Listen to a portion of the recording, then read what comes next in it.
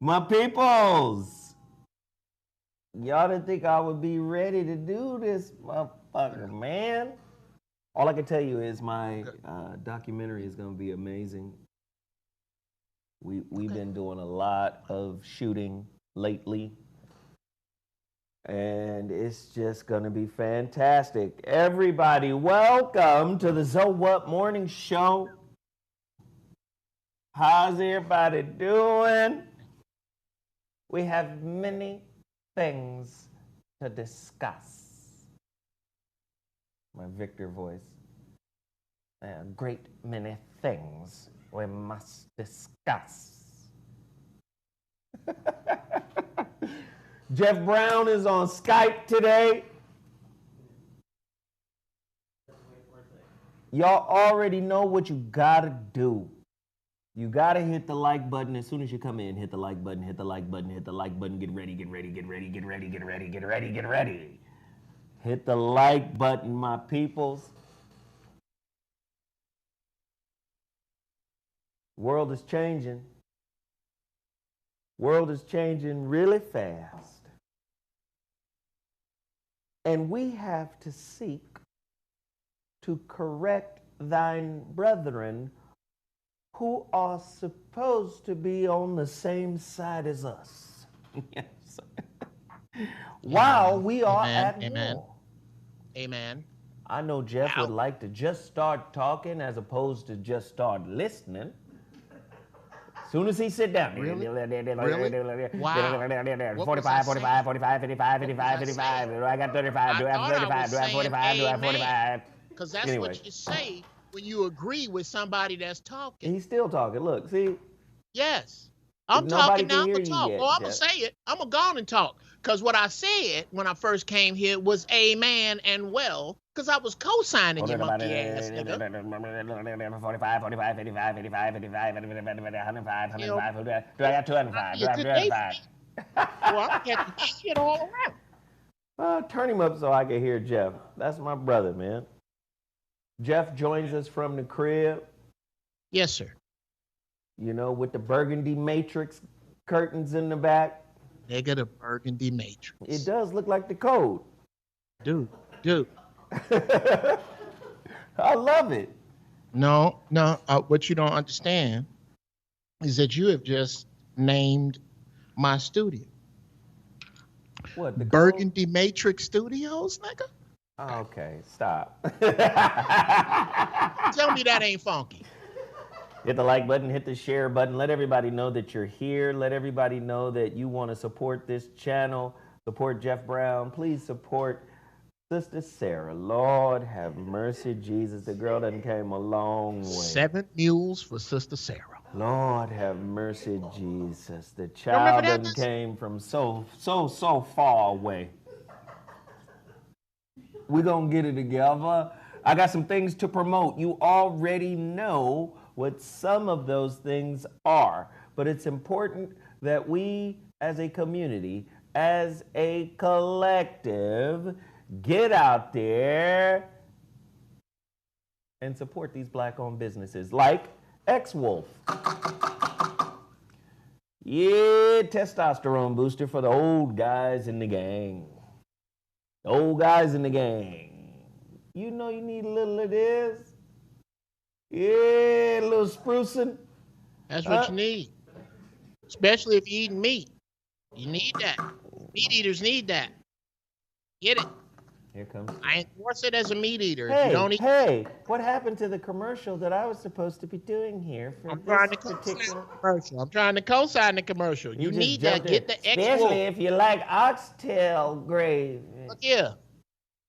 If you don't want that to be your ex-wife, you better get you some X-Wolf. I love it. That's it right there. Go to xlabssups.com. xlabssups.com. Sups is spelled with 2 P's. That's XLABSSUPPS xlabsups.com. Also, if you're trying to set up a podcast, I got the perfect person that can walk you through the entire process and help you get it off the ground. You want to make some money? You want to grow your audience? You want to monetize? You want to realize your greatest potential in this space? Get with TerryLomax.com, TerriLomax.com. Please support this particular movement because it gives back. Trust me, I've worked with her personally. She is vetted 100% through me because I learned some things working with her, and I know you will.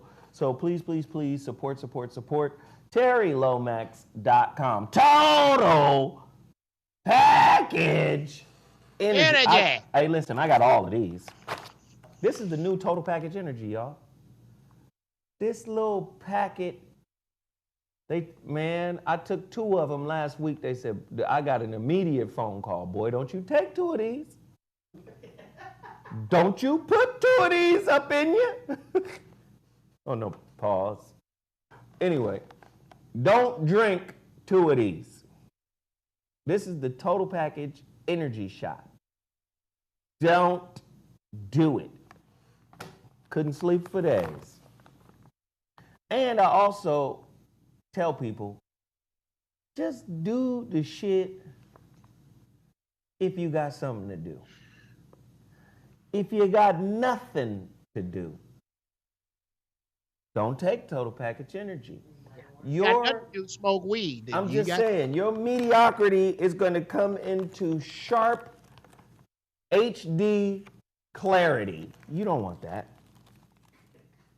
Can you see clarity in HD with surround sound audio, and you look around and everything is a C in your life? Everything's a C. You ain't got no B's, you ain't got no A's. Just everything is a C. It has become alarmingly clear to me that I ain't shit. Right. Now, there's a surge. There is a surge. COVID surge. Oh, Lord. Big Mama, stay in the house. Look at Big Mama popping a finger.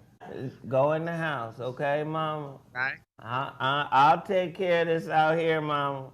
Now, you know Big Mama gonna put an S on the COVID. COVID. You know they got them COVIDs out there now. There's COVIDs out there, baby. Out there with the goddamn COVIDs. You better get you some vitamin C. There's COVIDs out there, baby. You need to be careful. I'm gonna tell you right now. Niggas, so that's what's the problem. You niggas like to listen with your ass. Okay? I done told you what to do now to get the boy with the total package my grandbaby got. My grandbaby got the total package for you niggas, but you don't listen. Hey, this right here, the vitamin C shot, this is 1,000 milligrams of vitamin C. You better take it. Either take it or drown in your own fluids. Them your choices. I'm trying to tell you, for the whole weekend, I took like 10 of these. I done had 10,000 milligrams of vitamin C. That's what's up. I'm not playing with motherfuckers. Nope. I don't know what's out there. They gave it a name. I don't know. But I do know. They gave it a name. This nigga dying. He needs some vitamin C in his weed. No, that's exactly why I'm weed. Because I got mullein in my weed. Wait, you smoking the tea now? No. It's an herb. You can smoke. You're supposed to smoke it, and you can drink it. Yes, look it up, bruh. That's why they won't tell you this shit. This shit is thousands of years old. It heals the lungs. You put this with that vitamin C shit you doing? Yeah. Then you're bulletproof. All I can hear as you're talking is, hey. It just sound like some sweat lodge shit you got going on, son. Anyway, I was on that B12. Total Package Energy has revamped their whole lineup. Please get over there and support them. Of course, They've got protein, they've got B12, vitamin C, total package energy shots, the whole 9 yards. We've got to keep it moving so we can get into these stories. Weed juice! Pull up weed juice. My homeboy. That's right. Tight top. Timmy tight top. See, it's a delay, man, because damn it, we can Timmy tight top. Don't whine it, don't whine it, whine the Timmy tight top. Dude,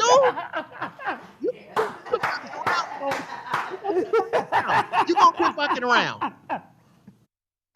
You gonna quit fucking around, Zomatheus. Geoff is You are going to quit running from the peanut butter in the chocolate and the goddamn peanut butter that we are when we fuck around. When we just fuck around, brilliance come out.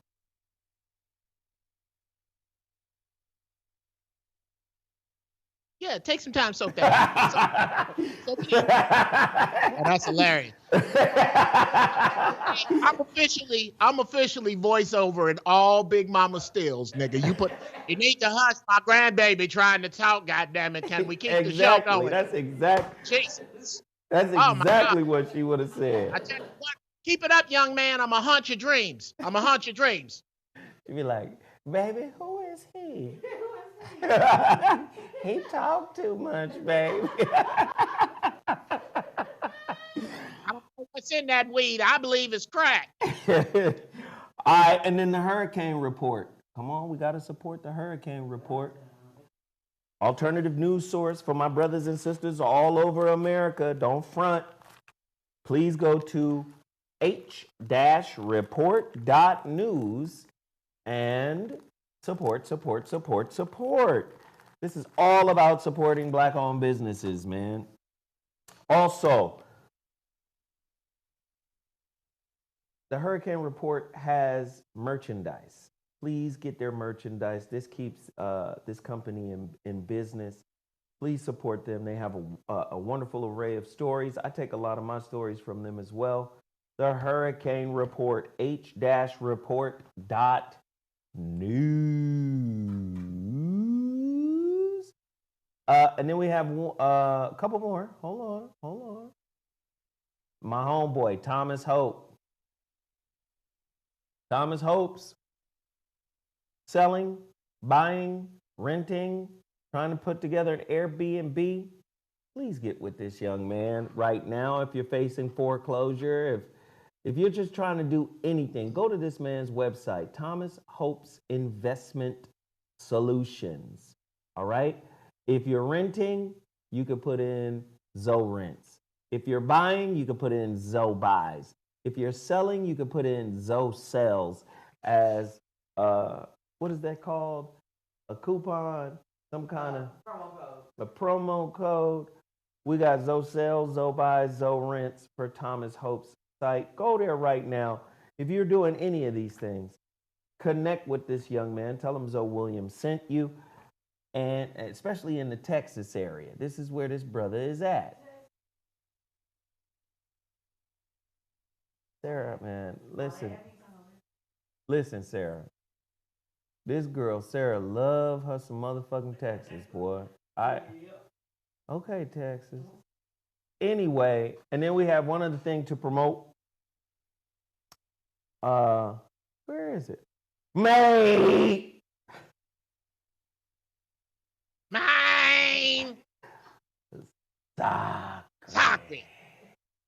Sacre. The hell going on with your sacre? Black-owned business, out of Texas as well, owned by a beautiful sister. Delicious little sister, boy.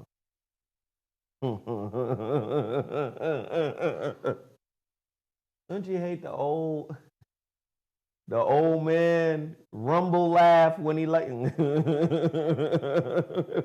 a nigga likes something? That one and this one. If you ever seen her, if you ever seen the woman who owns this company, you'd be like,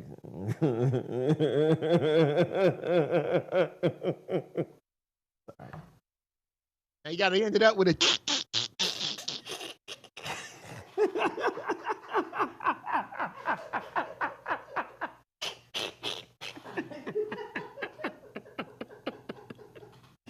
That's dumb as hell. I love it. I love it. I love it. I love it. I love it. All right, we promoted.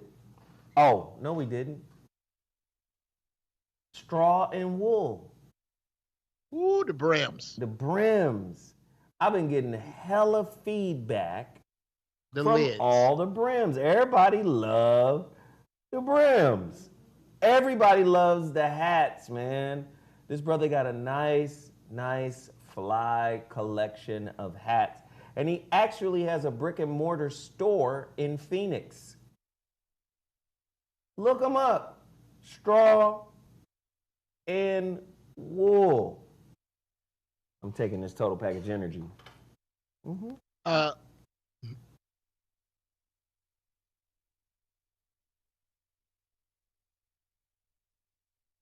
You gonna say something, Geoff? No, I was, but it was just a high thought. Just let it pass, because I'm 50-50 weed and mullein this morning. Listen, all your shit with a tub of mullein tea. Look at this. Look at that thing. Look at that thing. That's mullein tea. Are you ready, Geoff? I'm ready. Let's go. Let's get these stories cracking. I want to know your opinion because you're a musician. And I want you to be totally frank and honest, okay? Yeah, I won't lie like I normally do. And I promise not to bite my tongue. Okay. Oh, my God. I'm trying to come out of my shell. I'm so shy. So, we were told, right, that one of the most important things to ever happen may not happen regarding the Grammys. Which is? This made news. WAP, which is an acronym for wet ass pussy, will not be eligible to win a Grammy next year. How do you feel? Are you? Somebody said there's some serious injustice going on. It should be available. It came out early enough. I think it came out in August. It should be eligible to win a Grammy. Geoff, do you care? Let me try. I got nothing. Do you consider these two young ladies artists? I absolutely do. I absolutely do. Yeah. I think if either of them was to make a song about what it is they are running from, what it is they're most afraid of, what it is they truly most want that they can't buy, that these women with the right producers could be over in the India Ari category in rap. India Ari broke compared to these girls. Okay. India Ari. I ain't counting your money, India. I'm just saying, you know how the industry is, you know. Yeah, sure. You got consciousness and content that don't make as much money as frivolity. I'm not. And again, if this is purely about what makes money, and what makes money is what most people buy, which is why there are more McDonald's than there are Wolfgang Pucks. Sure, then absolutely. I don't have a leg to stand on. They deserve a Grammy. But again, an award is nothing but the physical manifestation of somebody else's opinion. Keep going, Geoff. Let me say that. Yeah, let me say that with me on the screen. And should I center myself? Well, how am I looking? Am I uncentered? Is that better? Is that better? Hey, just say what you need to say, producer. Stupid. Chintzy Jones. Hey, man, is the camera right? Am I tight on the shot? I'm high. Remind me, what did I just say? See? Look what's okay, happening. I'll watch it. The thing. I know it was dope. I can't remember that, but I do. This. Oh, This shit. next, my thoughts right now are dope, but they're like trying to grasp a feather in my head right now. If that picture works This for you. nigga. Hey, this is what makes this show great. He's high. These women have obviously chosen their road. They've chosen, I'm finna get this bread and put this bullshit out. So either I'm putting bullshit out or it's bullshit in my soul. Either I truly believe, as Megan Thee Stallion, Megan Thee Stallion, do believe that I will throw this wet ass pussy around for little or nothing. Either I believe it or I don't believe it, and I'm feeding it to you. There's no third. So from a musician's perspective, with new music out that's fucking fly by people her age, you just gotta go look for it. As that dude, I can't wait. Y'all gonna be the judge. Go to SoundCloud right now. I'll put my SoundCloud link up. That's my get down. I'm gonna come at Zoe so fucking hard. You spell SoundCloud wrong. Oh shit. Okay, let me take it out. As we go. You know what's funny? I was in the ride with Mrs. Brown going somewhere. And we was listening to XM Radio, The Groove, which is for grown folks, that channel. Right. And this song came on, Back and Forth. And Yeah. I busted out laughing, thinking about your dumb ass. That's you. And my music. Go to hell. Go. Anyway, let's get back on the road. I will elaborate later in a live about whatever that was I said that I forgot. Yes. Thank you. So let me get back to it. Let me just say this. I apologize, India, for saying you were broke. I don't believe you're broke. I'm sure you have 100 times more money than I do. So I apologize for that. I didn't mean to say you were broke. What I'm saying is, in comparison, conscious artists don't seem to make as much of a commercial impact as commercial artists make. Almost to the point, let me just say this, Geoff, and maybe you could push back on this too. Do you think the word artist has become bastardized like the word God or love? It's just used. Like anybody can fucking say they're an artist. But when we look at the degree of artistry that separates the greats from the Johnny-come-lates, right? It's just hard for me to, do you know what I'm saying? To say you're an artist. Greats from Johnny-come-lates do both. I do both. Separate the greats from the Johnny-come-lates do both. But do both. Separate the grades from Johnny-come-lates do both. That's gonna be funky as shit. But Geoff, do you think that there is a bastardization of the word artist? Do you think artist is too loosely used? They just ascribe it to everything. I just can't call those people artists. I'm gonna apologize in advance, though. I am going to do one of the things you do not like. I am going to reverse agree with you. Which is agreeing. Yes, absolutely, I agree with you. Yes, but you don't like it when I do it this way, for whatever reason. Put up the motherfucking meerkat while he talking. Okay. Okay. The reason. Just leave it up there. The reason that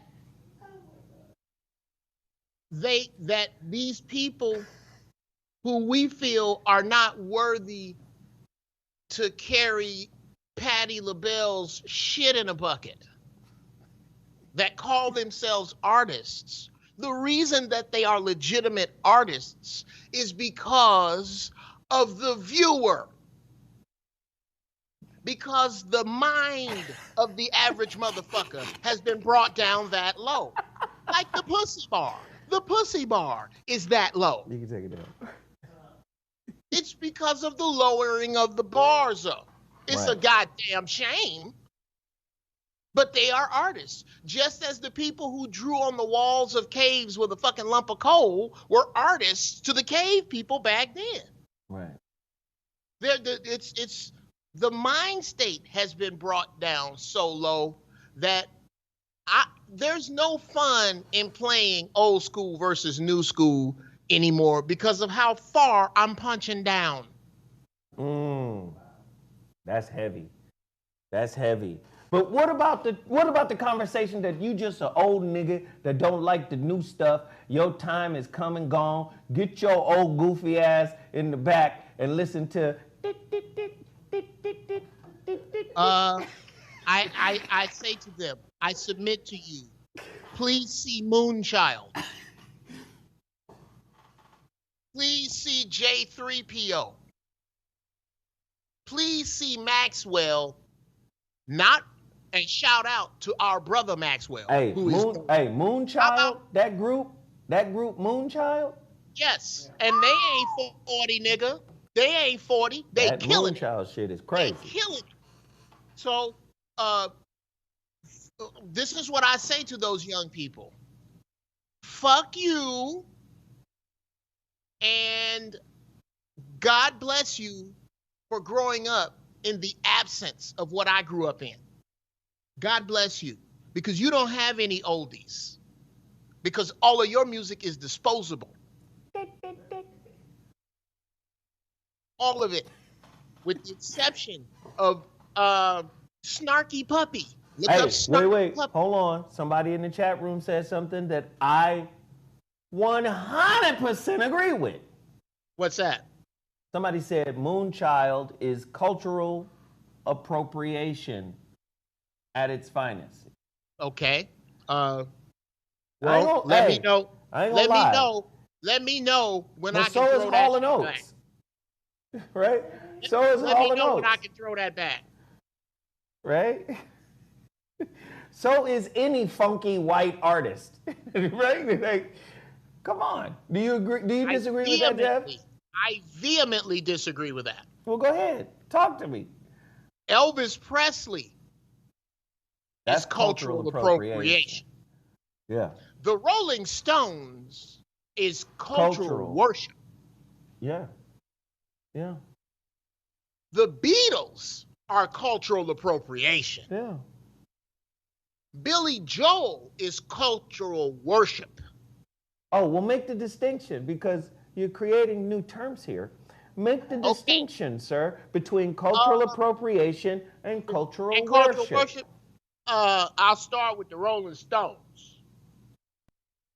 When the Rolling Stones came here, look at this nigga's the Rolling Stones played rock and roll by accident. Huh.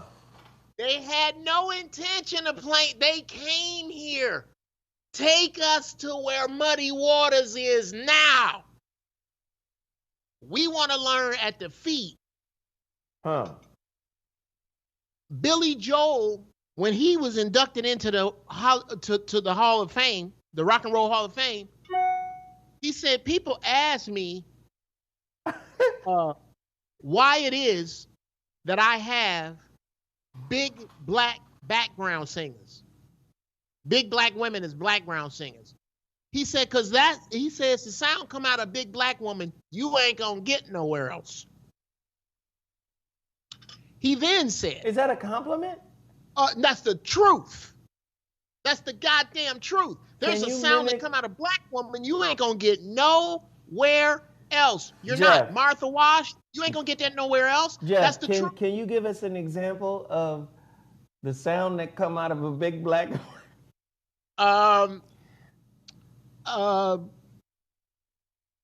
Go back to this song. Da da da ow. Da da da da da da da da da ow. And listen to set us free. That song? Yeah. That's by Martha Wash. The little skinny chick in the video, no.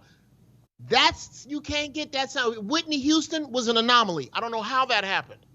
You talking about that voice coming out that little body. Mariah Carey, anomaly. Those, Kelly Price? Bruh. Kelly Price, boy. Woo. Okay, what? Jeez. Bruh. Kim Burrell, nigga? What? Okay. Okay. So finish your point. You gave us examples. Billy Joel said everybody white is derivative of somebody black. I don't care what you play. I just said that. No. So you cannot accuse an individual.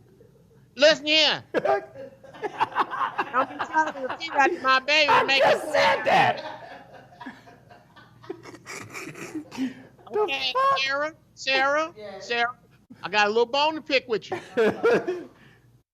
But it's probably our fault because we don't have our signals down yet. Okay?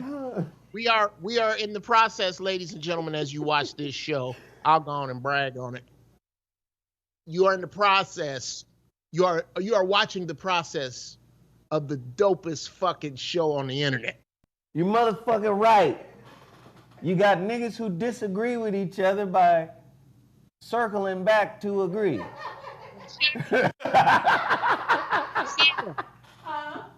From now on, when you put up Big Mama's picture, I'm only going to talk in Big Mama's voice. Okay. When I say I'm done, I'm finished with it. That's what I'll say, something like that. I'm finished with it, with your childish ass. I'm done. Okay. See, you don't know Big Mama's voice. I'm gonna have to tutor you on her voice, then you can do it. Because she has a distinct voice. Okay. Well, no. Okay, I'll work on the voice to get it down. Because I'm working on a beat so funky with your grandmama voice in it, you're going to cry when you hear it. Yes. So let me ask you this, Geoff. What? Is Eminem cultural appropriation? Eminem. Or cultural worship? Eminem is without question. And I don't give a fuck what nobody's saying. He what? Cultural worship. Okay. Cultural appropriation is that horrible motherfucker Kid Rock. Come on then, Geoff. Okay. So you saying Eminem is on the nuts of black culture? When this race war starts, I highly doubt that Eminem is going to be shooting at niggas. That's what I say. I like the distinction. I like the distinction. I like it, Geoff. So to get back to these broads and this damn Grammy, you deserve a Grammy according to who is in charge of the Grammys, because it's their opinion. And as people die, other people come in and other agendas come in. And if they say you deserve a Grammy, then you deserve a Grammy. Me, personally, both of you should be fucking ashamed of yourselves because you're better and higher than that. And if you reach down and get that shit that really make you cry, that shit that you really miss, that shit that you really love, and get you a fucking Pharrell, get you Geoff, make this point quick so I can ask the next great question. And make some fucking music, then, in my opinion, if I was judging, you would deserve a Grammy. Till then, no. Listen, Geoff, let me ask you this. Just like the word artist is thrown around a little loose, don't you think the word genius is thrown around a little loose? They call Kanye West a genius. I'm going to ask you this question, Geoff. Let me set it up. They say Kanye West is a genius. Now, we lived during the time of a genius, and that was Prince, and that was Michael Jackson, and that was Stevie Wonder. These are geniuses. But I will throw another name out there that doesn't get credit for being a genius, but was proven to be one, and that's Missy Elliott. Absolutely.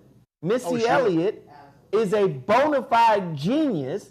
Went to school, they tested the girl, and they thought that the test was wrong, so they tested her again, and she tested out as genius. Now, my question is Kanye West really a genius? Or is genius a word we toss around? I mean, some people call Jay-Z a genius. Think about it. What do y'all think? Geoff? I think, sadly, again, remember, genius is relative. Genius is what? Relative. Relative. Okay. Do you believe that there are higher beings that can travel through time? I do. We probably look like idiots to them. Yeah. So on the number scale set for genius at this time, that makes Jay-Z perhaps a genius. And yes, perhaps. I see where you're going. And Missy, definitely geniuses. They're geniuses. I see where you're going. What I think Kanye is a savant. A savant is different. Okay, Geoff, make the distinction.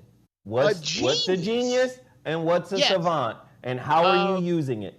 I have a 126 IQ. That's it? Yeah.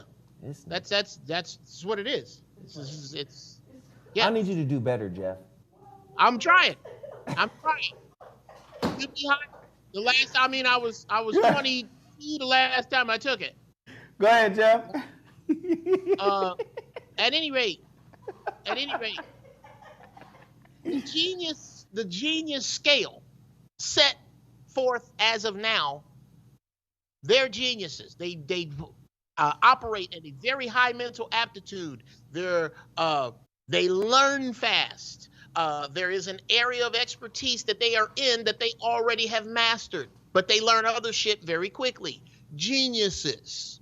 A savant is an individual that is incredible at one or two things. Like autistic. Like Rain Man. Yeah, like Rain Man. Like somebody that's autistic. They can remember numbers. They can see scenes and draw the scene that they saw, but everywhere else, they're not very high functioning. I understand. So it's almost like their function beam, it's arrogant to say that it is out of focus for us.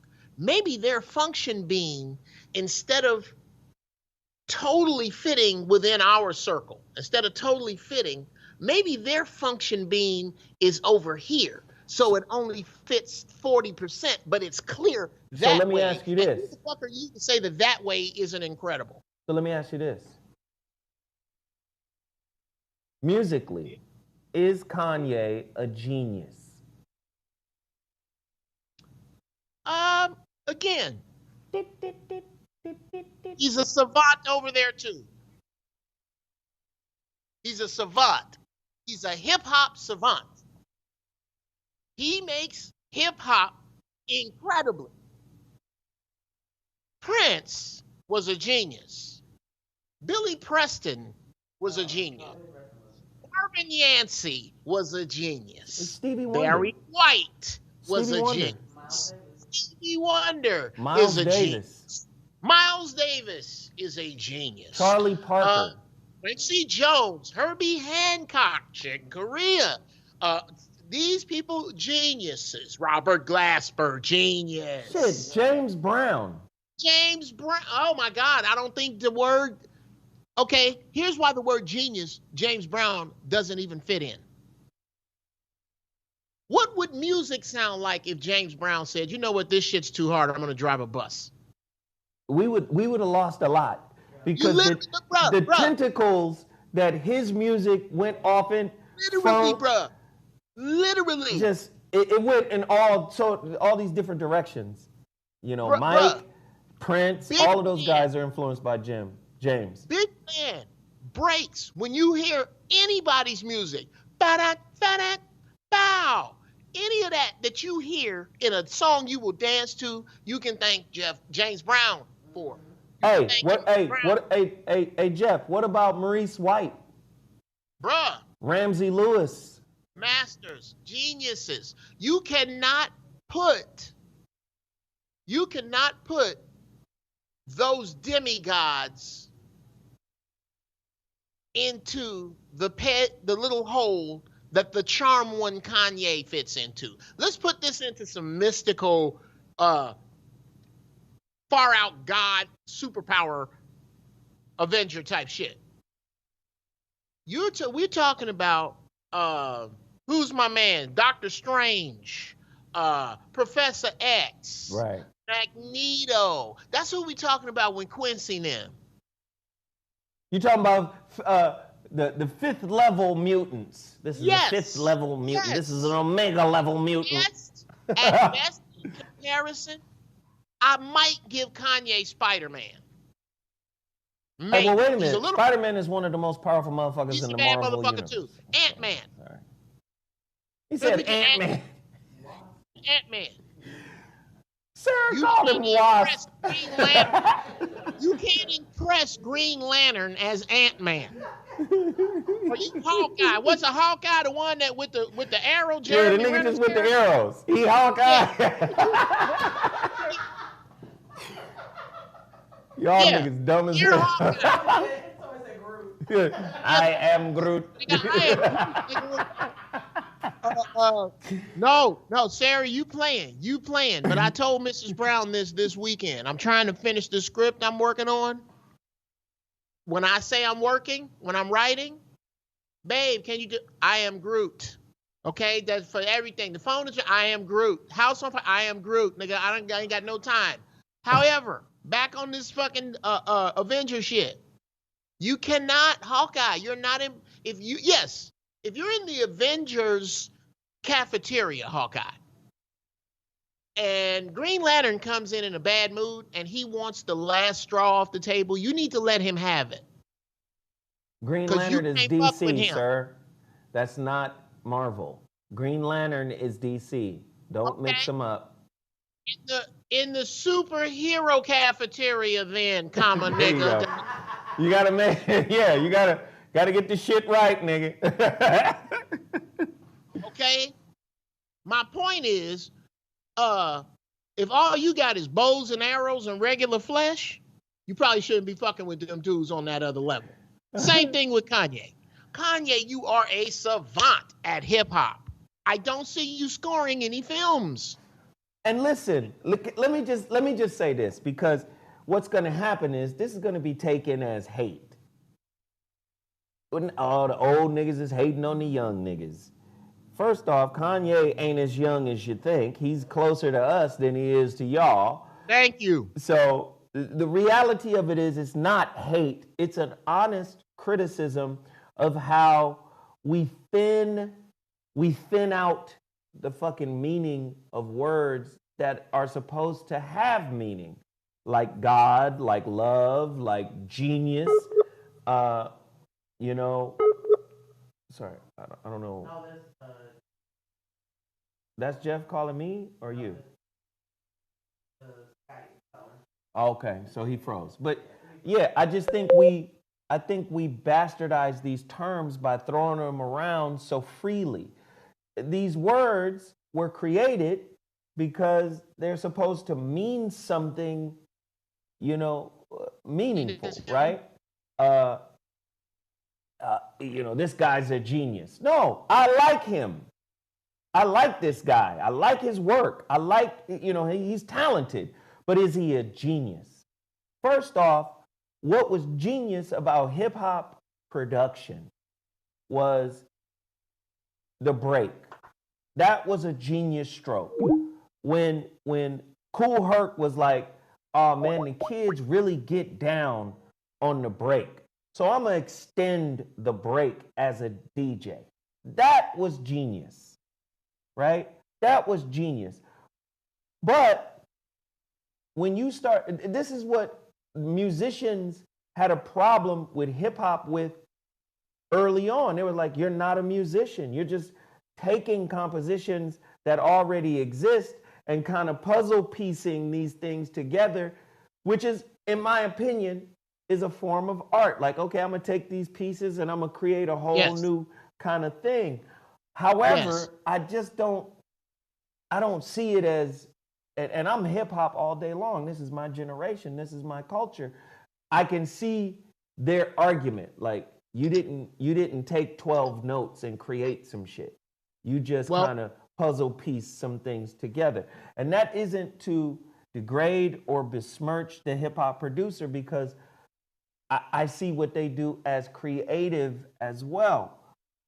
However, man, somebody said Jay Dilla was a genius. I think Jay Dilla was a genius in context of hip hop.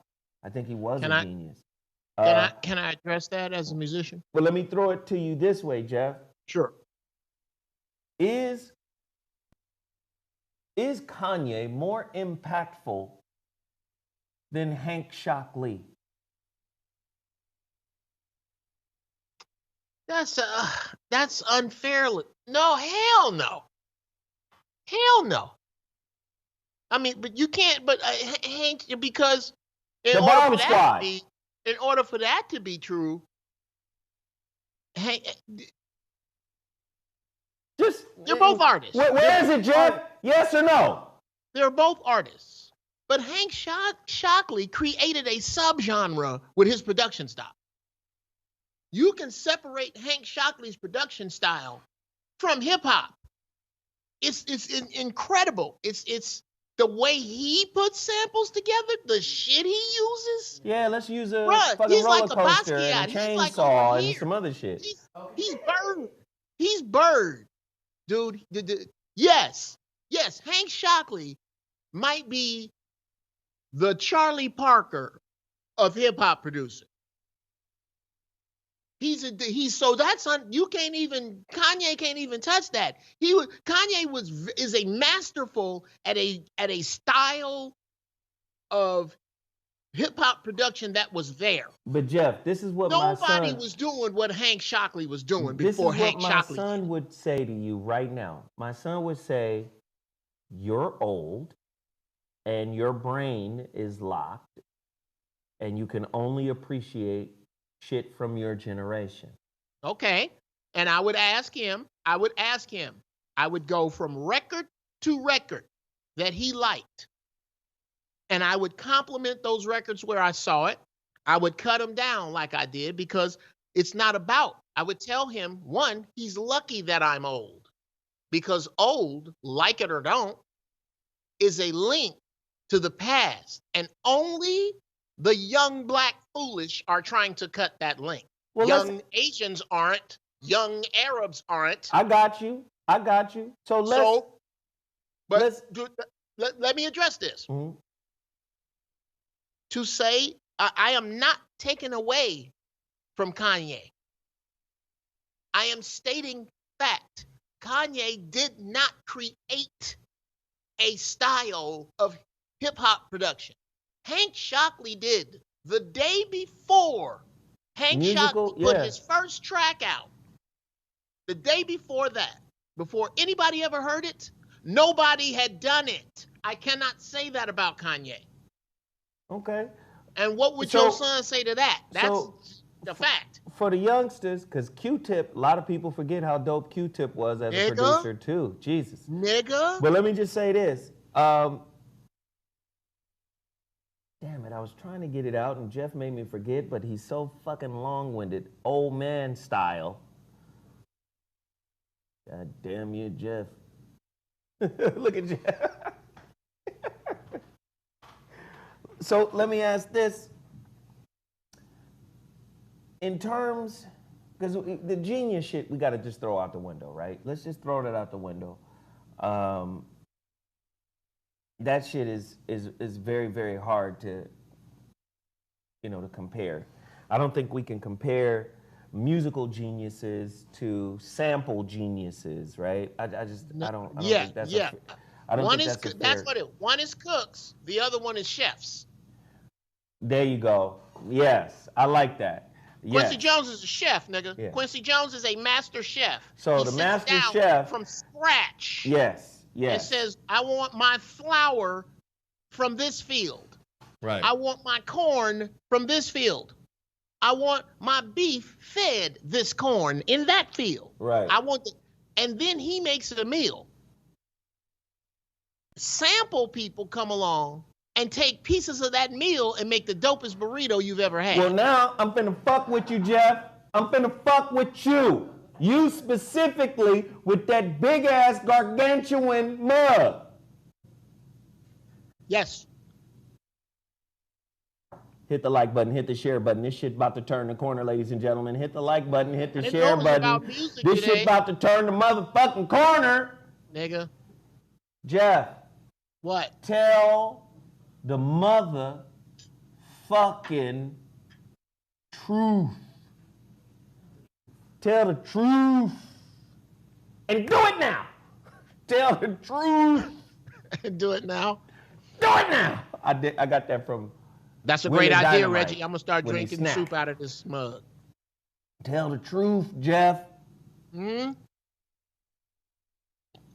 Eddie Van Halen just died. Pasadena legend. Went to Pasadena High School. Graduated class of '73. Yes. Who's the greatest guitarist between him and your boy?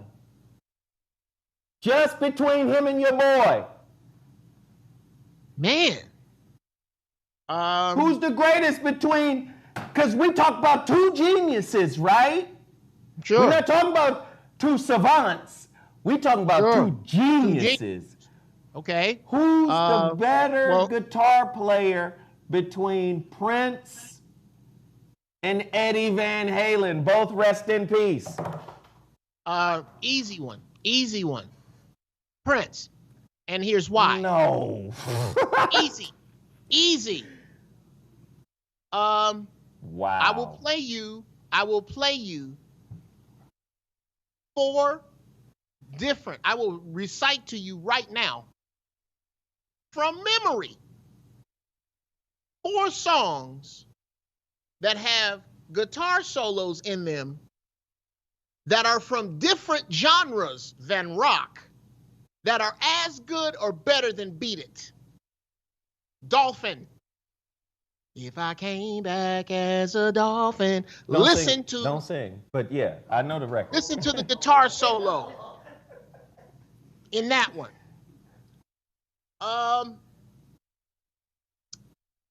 Batman. Listen to the Batman soundtrack guitar. Yeah. Pick either guitar that he's playing. Pick the rhythm or the lead. No, we're just talking guitar. I don't want you to. Okay. Yeah. Blues. Mm-hmm. Listen to the song Poor Goo. Mm-hmm. And listen to the blues solo he does. And then to go on and kick Eddie Van Halen, rest in peace. And please understand, I'll get it for you in a second if you would like to see it. I have a guitar pick that was given to me by George Lopez. And that guitar pick was given to him by Eddie Van Halen. I own it. Great.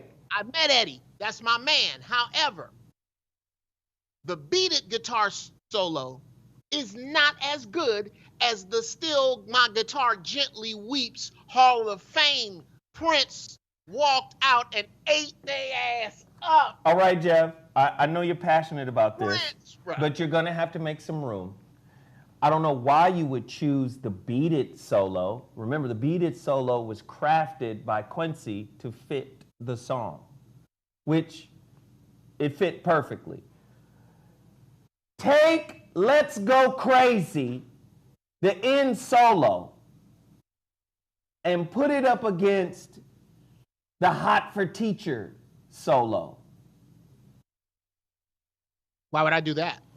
I'm just saying, if you want to start comparing the shredding abilities, see, you're not doing it right. You took a pop record, Michael's record, and put it against Still My Guitar Weeps with all those legends on stage. Stop playing, Geoff. My friend Hold on, let me finish now. I gave you space. Give me. I know you don't like giving up space, But you're gonna have to do it, Geoff. Pull out that Running with the Devil. Let me just, that solo.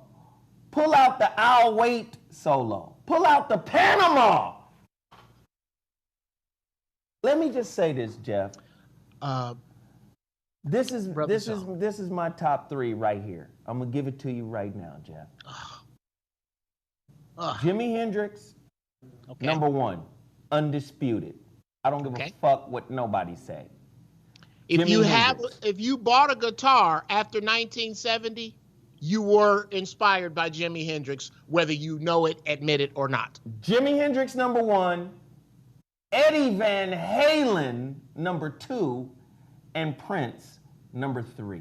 And the reason why I do that is because Eddie created a style. This is the same argument you made about Kanye. You said Kanye didn't create a style, but Hank Shock-Lee did.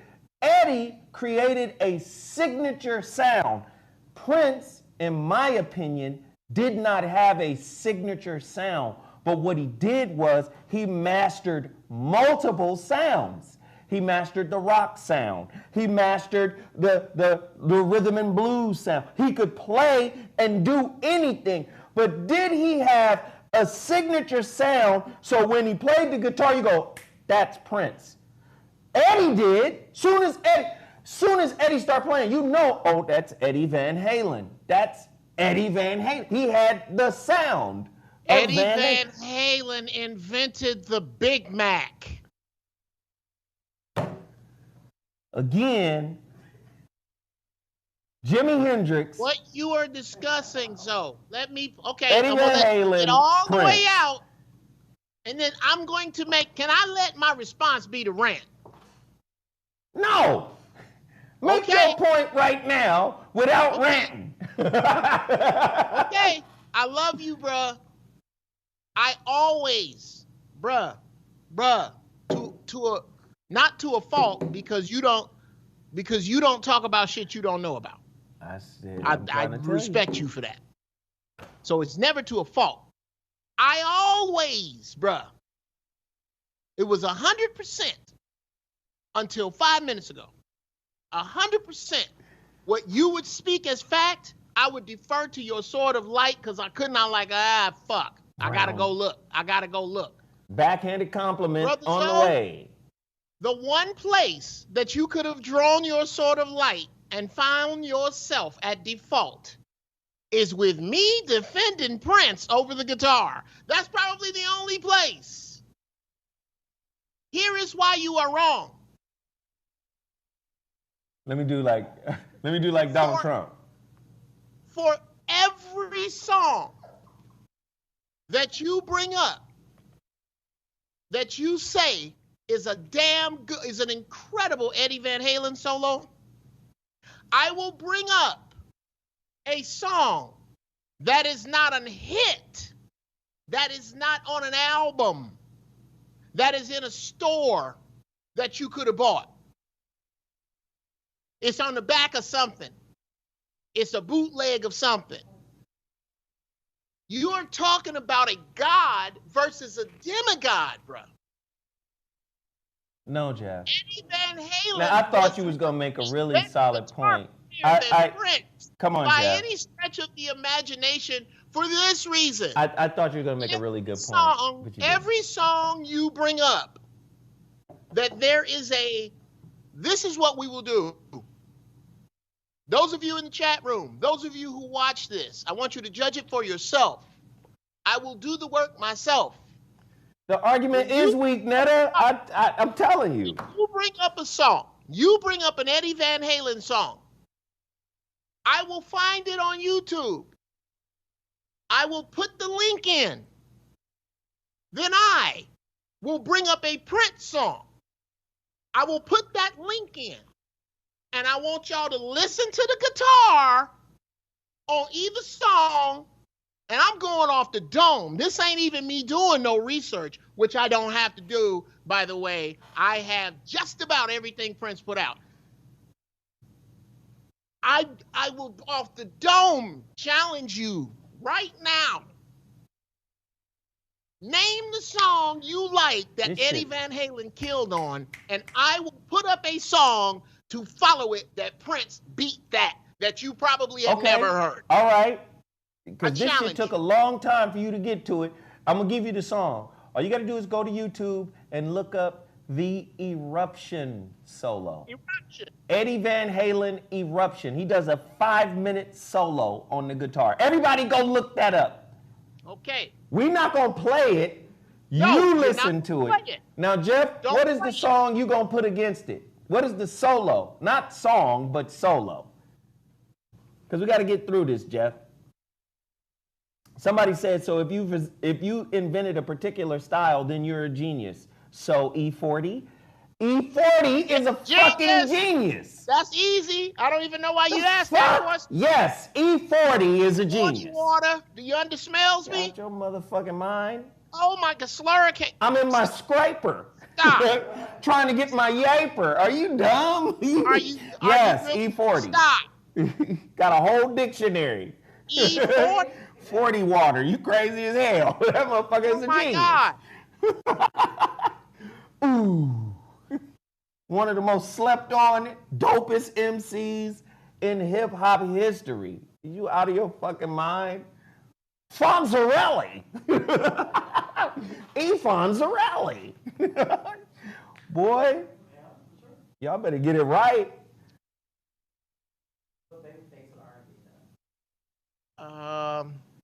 Geoff, it's taking you too long. We gotta move on. I'm trying to put what I want in off the top. Okay, off the top of the dome. I gotta go with joy and repetition. Great. Fans, family, friends of the show. I want you guys to get the Prince record that Geoff suggested. What is the record again? Joy. Joy. In repetition. In repetition. And this nigga knows something about repetition. Talking about Geoff. Get this. I just put it right there in the link. All right. And then I want everybody to put Eruption by Eddie Van Halen. It is a 5-minute guitar solo. Here are the rules. We're only judging the guitar solos. We're not judging the whole song. Like, our people get caught up in everything. Well, I like Prince because he played 50 good instruments. Well, the piano ain't gonna help him on the guitar against Eddie Van Halen. The fuck? We're only talking about their guitar abilities. Did nobody say nothing about the niggas dancing? Right.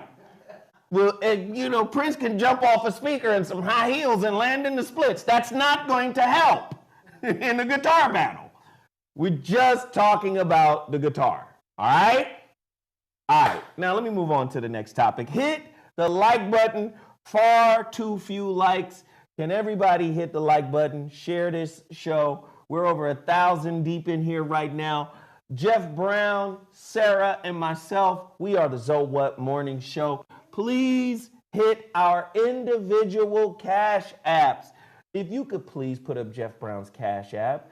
Everybody, please show love to this show by supporting this channel, by donating, hitting the super chat. If you've already done that, I say thank you. I appreciate you. Always support Black-owned businesses that we put in front of you.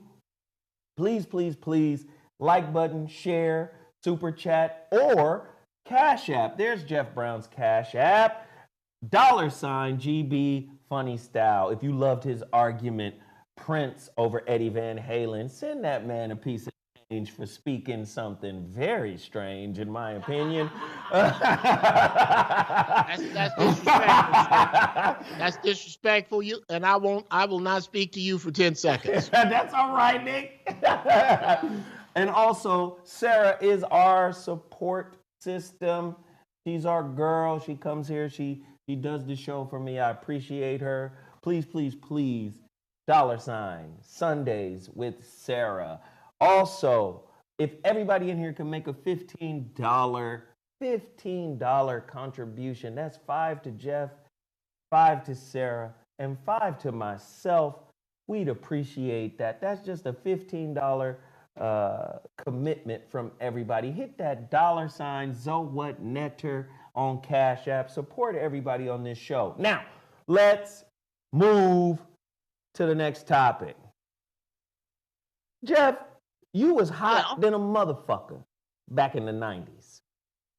Yeah. You, on the bubble. Louis Dix, y'all niggas was cracking. Yeah. Let me just say, you can't win Star Search and not be popping. Yeah. Geoff, you won Star Search, nigga. And the Bay Area Black Comedy Competition. And the Bay Area Comedy Competition. And Johnny Walker Red that year, the Johnny Walker Red Comedy Competition. Yo, Geoff, you was popping. I beat the shit out of a lot of people, showed up, but I won. Yes. Go ahead. Hey, so you can give us a little insight on the 90s Get Down. This story is from People. You know, Jamie Foxx is doing a Mike Tyson film. Right? You heard this, right? Yes. Robin Givens says she felt like her world was crumbling when she learned of the movie that he was doing. Right. The Riverdale star opens up about domestic abuse she alleges she suffered at the hands of ex-husband Mike Tyson and how lifting up other women helps her heal. Let me just say this, man. Why is this the narrative for everybody who kept a dangerous secret?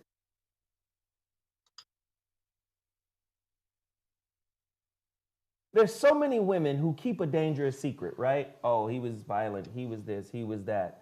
But you didn't say nothing because he was balling at the time or he was winning. It only comes out and it turns into this Captain Save 'em kind of vibe. And now I'm going to use my story to help other women heal. Something is off. Has anybody ever experienced Robin Givens as being genuine, truthful? Or did you always get the feel that she was disingenuine? Even back in the 90s, when she told her story about Mike, did we perceive her as truthful and honest about what the fuck was going on between her and Mike? Nobody is saying Mike is the best guy in the world or Mike didn't do certain things. Nobody is defending barbarism in that way. The question is, did she ever come across as credible? Geoff Brown? Okay, I'm going to give you this out of order because I was trying to write it down before I forgot it. Robin Givens would not surprise me if she was not a liar hiding behind a movement. That's all I'm saying. Come on. Okay, that's one. That's one. And I'm not saying the movement isn't credible. Number two, usually the last thing a woman wants you to see when she lying is the man's side. Ooh. That's the last thing she wants you to see. Because this story falls apart when you put logic in it. Please stay away from me. This is about emotion. Okay? The facts are not important here. You come over here with that facts, the names, dates, places, and faces, and all of those are daggers in this bag of hot air I have constructed. They don't want that. This is not to excuse abuse in any way, shape, or form. And that's I'm ashamed key. of myself. I'm ashamed of myself for even saying that. And if you think I'm trying to excuse abuse, fuck you, you mindless idiot. Thank you. What I am saying is she's trying to paint the picture of a devil beating a saint. Woo. What if it was a devil beating a different kind of devil? She's scared of you looking at that. This was a get down between two devils. Okay? He didn't beat up Shanice Wilson. Can I go and be honest about it? Keep going. He didn't beat up Tamia. Okay? Who else classy? Who else up there and classy I like? That I don't think pop off at the face. He didn't beat up one of the Mowry twins. That's all I'm saying.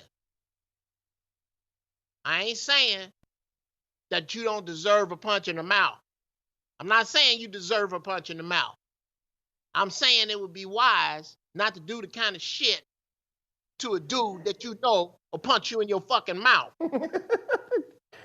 The two are different. They are not mutually exclusive. They don't need to live together. Okay? I still stand by this. What do you tell a woman with two black eyes? Nothing. Somebody's already tried to tell her twice. Some of this is you. Geoff, let me ask you this. Do you think women's solidarity and the push for it is now being weaponized to create a wider rift between black men and women in general? Well, yes, always. Yes, always, and the press is on now. But Geoff, then I ask, why us? Why is outside ideas that are trying to empower sisters, right? Why are those ideas allowed to come in between me and my woman, per se? Go ahead, Geoff. Because of the universal truth, bro. Go deeper. If the black woman and the black man truly come together and drop all this bullshit, it's over. All this is over. If the black man, if black sports teams, I get back to it, oh man, because that's the top of the mountain. If all black professional sports teams, all blacks in professional sports said, I'm only going to play for Serena started her own shit. Tiger start his own shit. Everybody just start their own shit. And we just ignore that shit and not let them in this shit. You got to prove to me that you got at least a baby daddy situation in order to be in the black league. You can't. We're not importing you from Nigeria. No. Black Americans over here, if your mama was white, all right. Or your daddy, either way. Mixed kids welcome. But you got to show me a picture of your mama and a picture of your daddy. Come on in the league. Let's see what you can do. And we just went over there. And everybody, every woman and every man that considered themselves black and to our discretion, those who were sympathetic to our cause, separated. That is the fear, brother.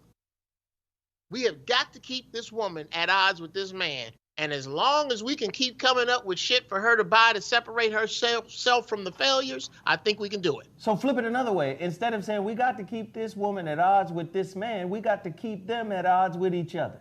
With each other. Because if these motherfuckers come together, we got the 70s cartoon superheroes, the Super Twins. Bruh. Wonder Twin powers, activate. Form of a foot and an ass. It's over. If black people truly came together within 100 years, there would be no white people anywhere. And that y'all know. That's a fact. If we decided, if we put a cutoff date on interracial dating, get your fucks in. Make many light-skinned kids as you want to until January 21st, 2025. Get the fucking now. You got from now to 2025 we gonna ban to get as much interracial fucking in as you can, because after that, you have sex with something other than a sister on this approved list, and a baby comes of it, we are gonna cut your balls off and banish you. Now, we're not gonna do it raw unless you run. If you stay here, we will surgically remove your balls. You will be here till you heal, and we will banish you. No, not a vasectomy. We're going to cut your balls off, nigga. And then we'll let you go on with them people, and you out. because we are making the black race strong again. Yeah, I'm talking this shit. Starting if we 2025. did that shit, Listen here now. 2025, January 1st, 2025. So wait, Geoff, let me set it up now. Let me set it up. So from 2020 to 2025, there will be a slight increase in Blasians, Blexicans, right, nigga? and what do you call the biracial black and white kid? Mulatto or something like that. Right? There's going to be a 5-year spike in that little period. Sir, I think there is a spike you are ignoring. What's that spike? Given a date, them hoity-toity, big booty Armenian chicks will jump ship. Oh, what I'm Somebody saying said is, Drake. how often do you see a brother with an Armenian chick? Not very. And them Armenian chicks carry mulattoes, cake. All right, they mutts. built like sisters. A lot of them. Oh God. But so they don't want to be the first one. They don't want to be the first one. But if you put January 1st, 2025, and they get on the calendar and start doing some math, nigga, you'll see a spike. But this gonna lead us into our next story. Pull up the Jaden and Willow story. This is gonna be pretty interesting. Whoa! Whoa! I mean, that's what happened when you raise your kids with no boundaries. They took that right there. That right there. Let them get up. You want to eat what you want? You want peanut butter and mayonnaise? Go on, get it. That's what you get right there. Geoff, I don't want you on record as saying what you call it, Radar Man. And Geoff, you walk around and calling it Radar Man. That's what you get. Young man. My baby trying to speak, and there you going off in one of your high-ass rants now. I'm not going to have it today. They need to get your little feces collected in here. We gonna have a show, and it's going to be proper. Do you understand me? Yes, ma'am, I do. All right, then. I'm done with your childish ass. They basically said they were shunned by the black community because they were different. Yeah, that's the story here that we got. Willow Smith says she and Jaden feel shunned by the black community. Now, this is interesting to me. Willow Smith and her brother, Jaden, follow their own set of rules when it comes to expressing themselves. However, Willow says this self-expression came at a steep and oftentimes difficult price.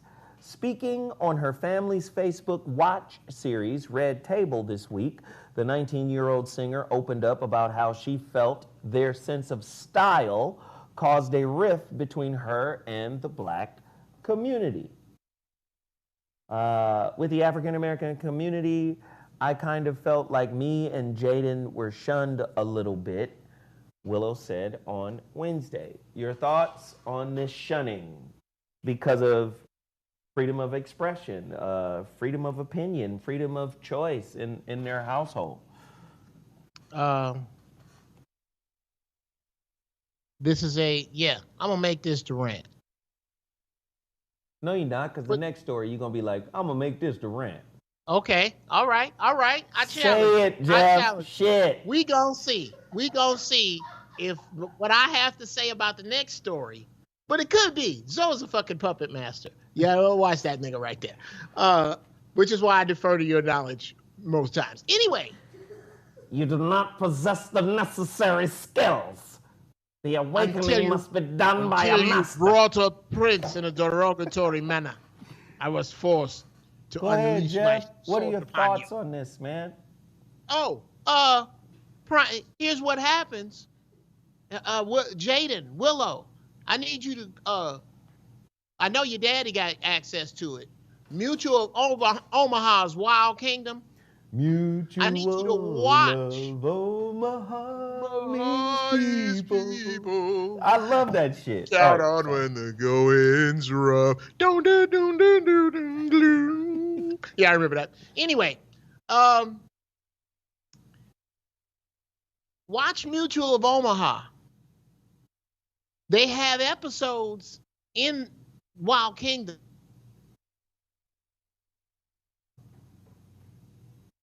Yeah. He got the call back.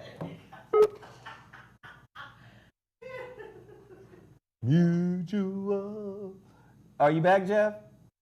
Fake ass internet. We're gonna call your shit the Finnanet.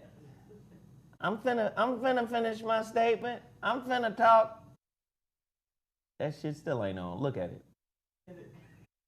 Just get him back. Just get him back. Let me just say, Black culture, and I say this all the time, man, it's not monolithic. However, listen, when you get into like a different level, different tax bracket, different kind of living, you're going to be put in different surroundings.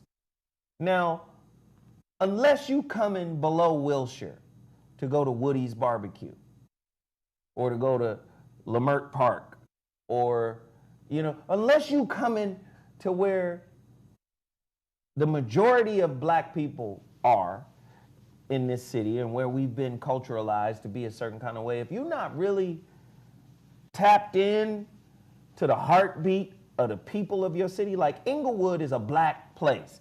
When Black people come from other parts of the country, they say, damn, I didn't see no Black people in Hollywood. It's very few, because, again, even the bougie Black motherfuckers be like, oh, shit, I don't go below Wilshire. All this weird shit, right?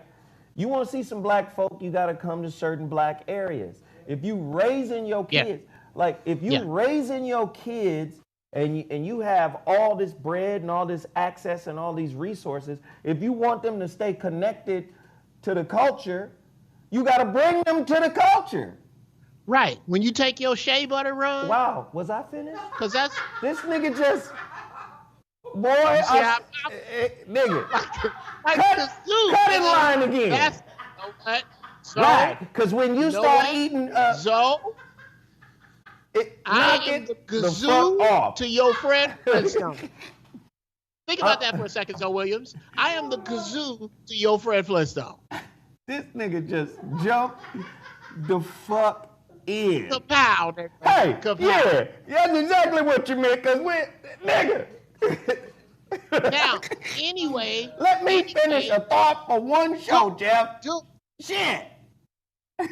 Look, he's still... your shea butter run. When you make your shea butter run, maybe you should take your kids with you and have lunch where you buy your shea butter at, Sadiddy niggas. Because Sadiddy niggas use shea butter too, and incense, and oils. When you make that run down into the hood, over there to Daywa, if you in L.A., over in the Inglewood, right there, where the brother oh, that's beautiful. Me and the meerkat. I dig that right there. Hey, sweetheart, is there a mute button over there? Because we're going to have to start implementing it for this nigga. Like, when he gets out of pocket, we just boop, boop, boop, boop. I apologize. This nigga's wild. Yeah, because then what had happened? The fuck? See, this is what Geoff does to me all the time. See, so what'll happen is I'll be in the middle of something profound, and Geoff will be moved by the profundity of what I'm saying. And in his mind, he is rewording and reframing what I'm saying in his own way. And as he's doing it, he cannot help but interrupt and share his version of the profound thought that I'm in the middle of. Yeah, you mean like... That's what he does. It's okay, bro. If I may pay the compliment. Sometime when I have a new idea, it's like fireworks. It'll go off in my head. Boof. I'll see it like, you know what?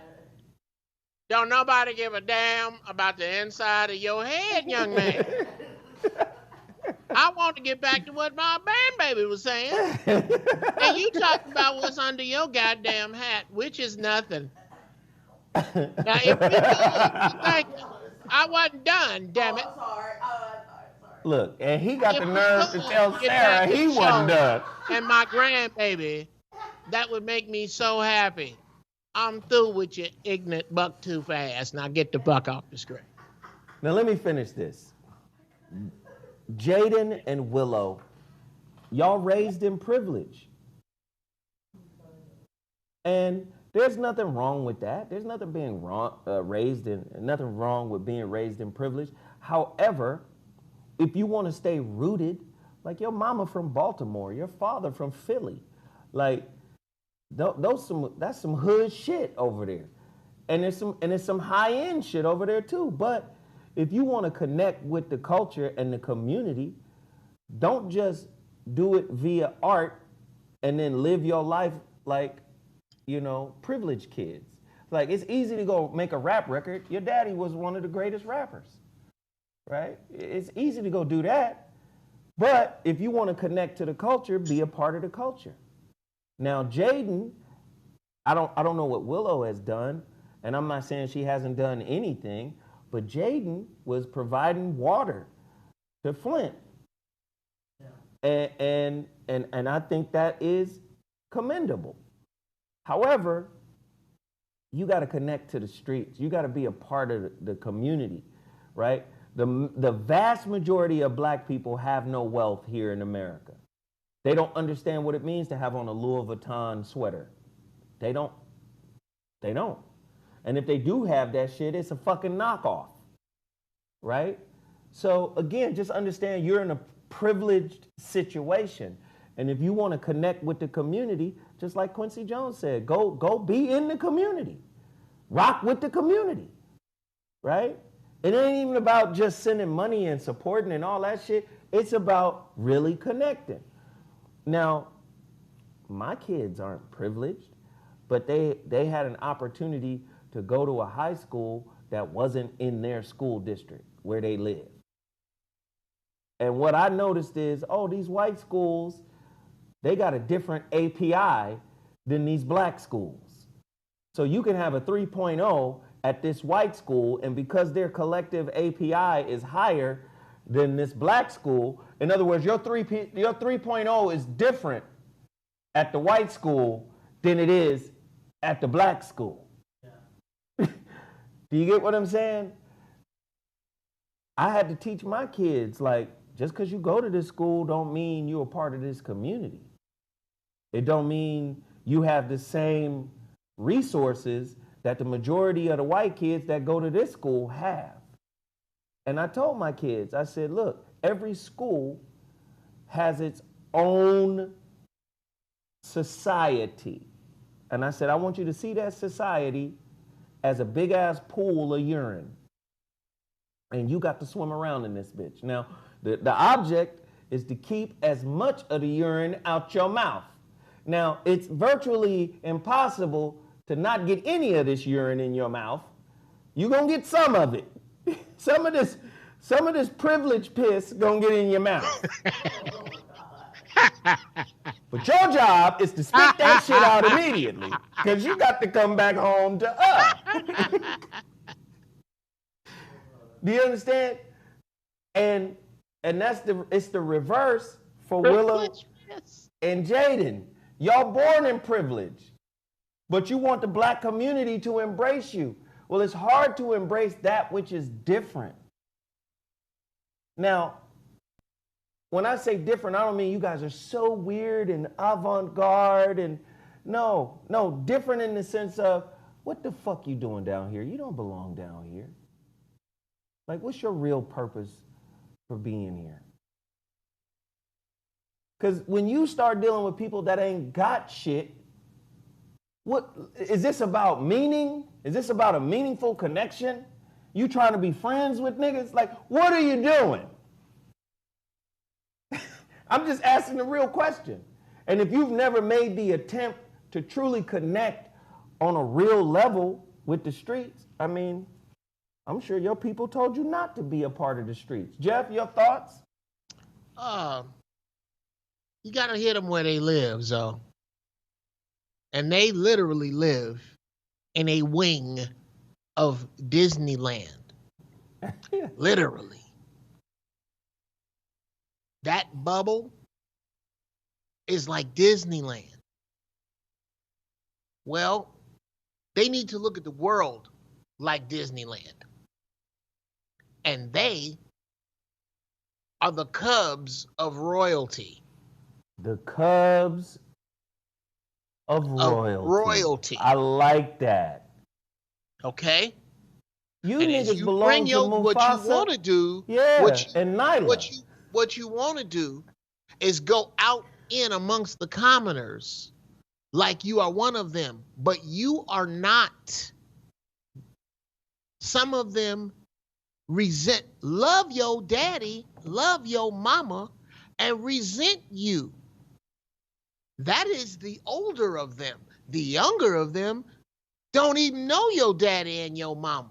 They just know you got on $10,000 worth of real clothes they can sell. Real clothes. Real shit. I'm searching for some real clothes. I'm not saying. Make my heart Willow and Jaden. Here's some advice. Yeah, Willow and Jaden, take this advice from your Uncle Geoff. I'm not saying that you cannot wander from the castle. But when you do, you better have a damn good handler that knows the land. Because Jafar is out there. Real clothes. Because Hades is out there.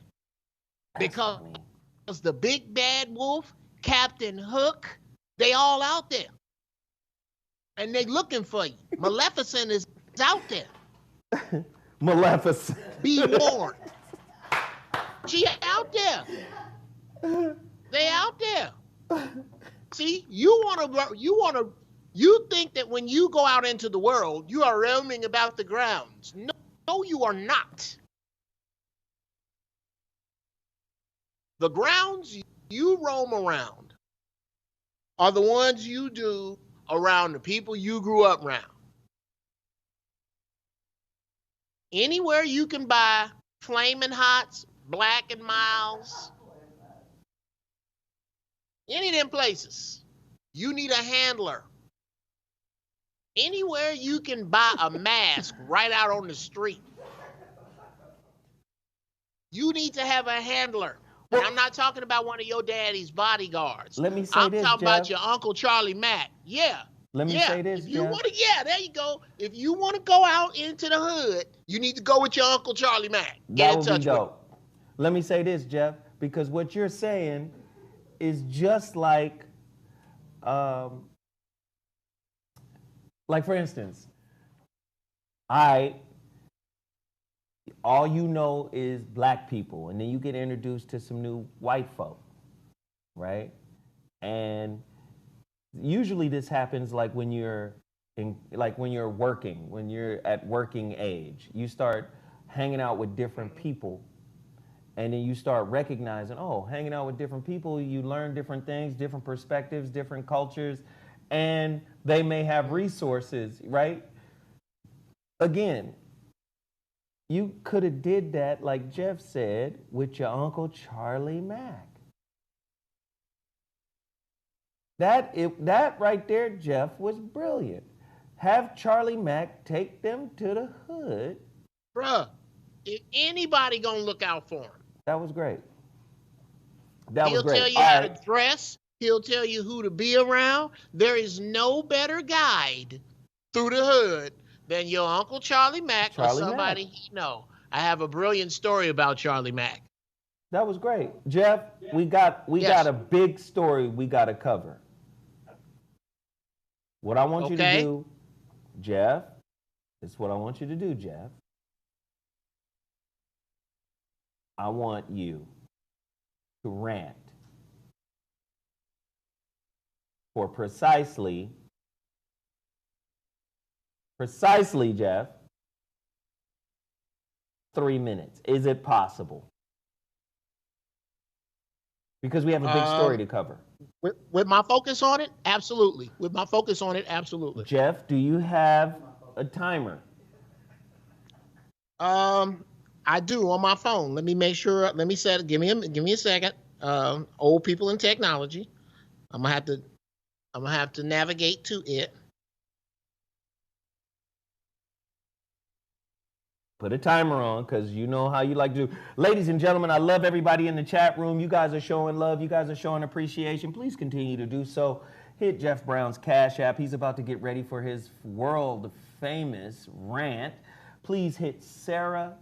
Please hit her Cash App. Could you put you guys' Cash App up on the screen?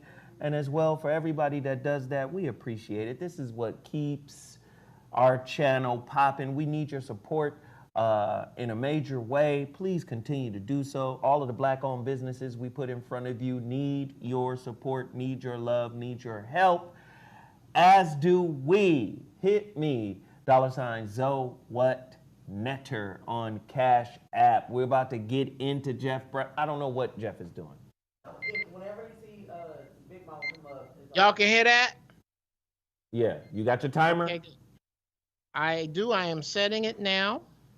When you see Big Mama come up on the screen, okay, that means wrap it. Wrap it up, Julia. Didn't had enough of your foolishness. I don't even know why my baby.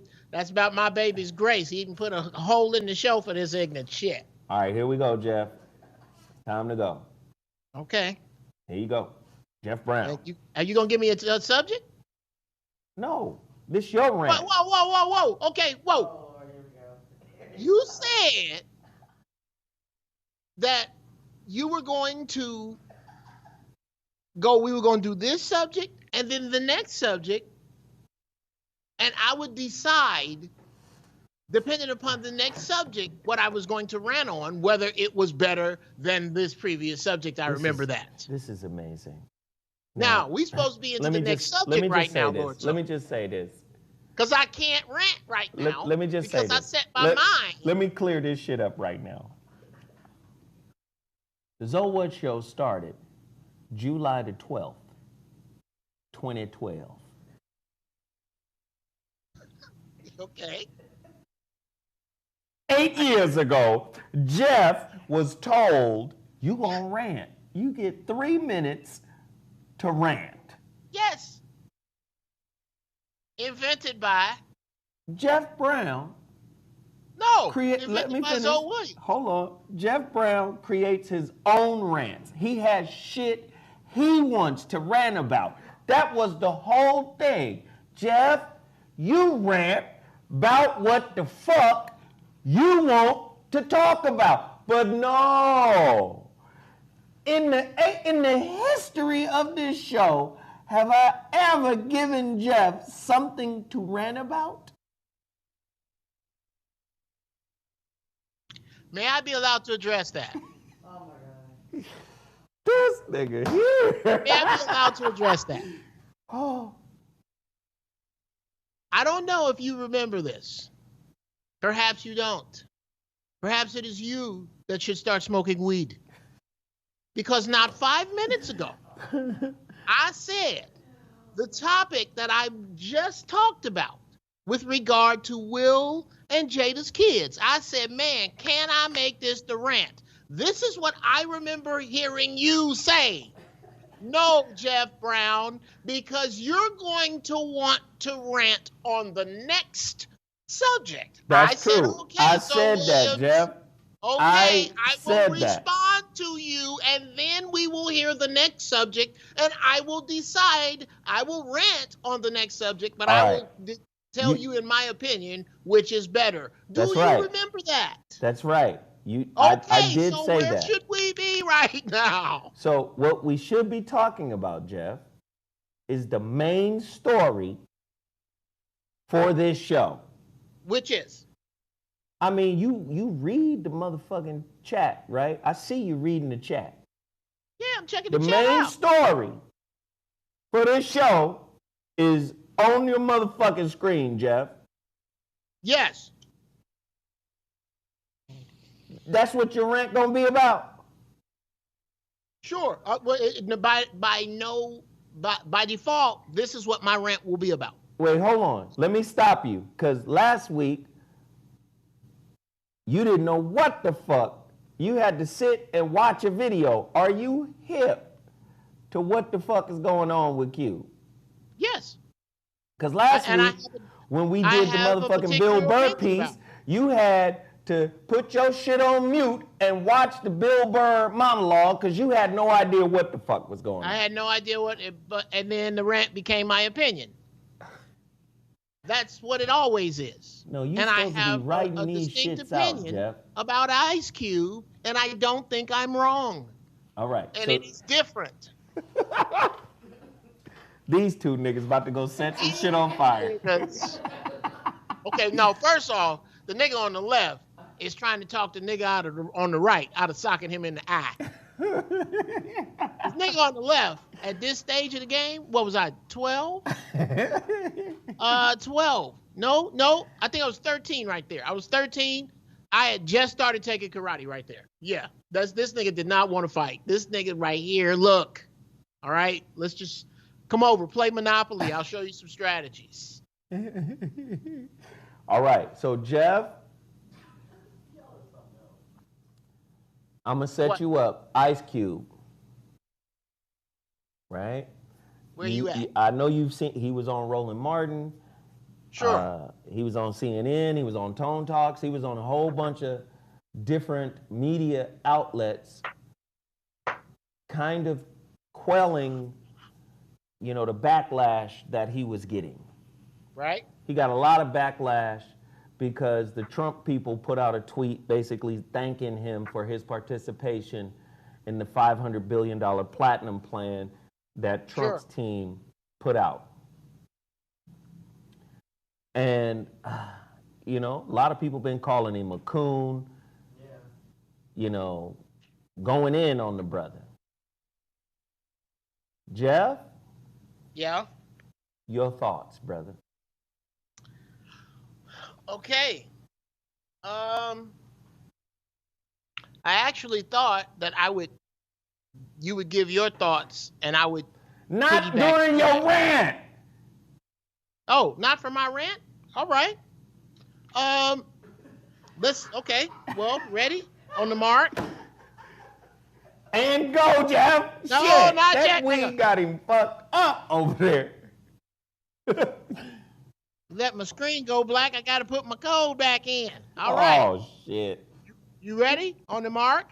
Get set. Here come the rant. Go. I don't think my opinion is like most people of this. I think a wonderful thing has happened with Ice Cube coming out now as if we needed to be colluding with, if we needed to be dealing with, if we needed to be associating with Donald Trump and his minions. Whatever you needed to be, I think it's a good thing. It is a good thing that Ice Cube is being used as a tool to garner some sort of support or sympathy in the 11th hour. It is a good thing that Trump is notoriously bad with his word. It is a good thing that this name, Platinum Plan, is so fucking disrespectful that it might as well be called the Watermelon and Chicken Initiative. It is a good thing that we're watching Ice Cube skewer his career, lop his fans almost directly in half on the altar of sacrifice to upset the political way of being. Ice Cube basically ran into this machine gun nest for whatever reason, because he's working with some people who we don't know about that apparently can bail him out of owing money, I believe, is what is being thrown around. I haven't paid attention to it specifically because to me it is unimportant. What is important is that Ice Cube has stirred a pot that no one before him could stir. He was the spoon put down into this molten chasm of nasty filth, and he is burning because of it. Look at this as a stirring up. Look at Ice Cube as you may. Think of him what you will. But before you look at him as a villain or a hero, see him as a catalyst. I'm done. With 7 seconds to spare. My word, see what you can do when you push to it, you ignorant fool. We've been waiting on some excellence from you. You want me to clap, clap, clap. Keep the shit up. So I'm going to give you my Not perspective. I rock with Ice Cube. And I'll tell you why I rock with Ice Cube.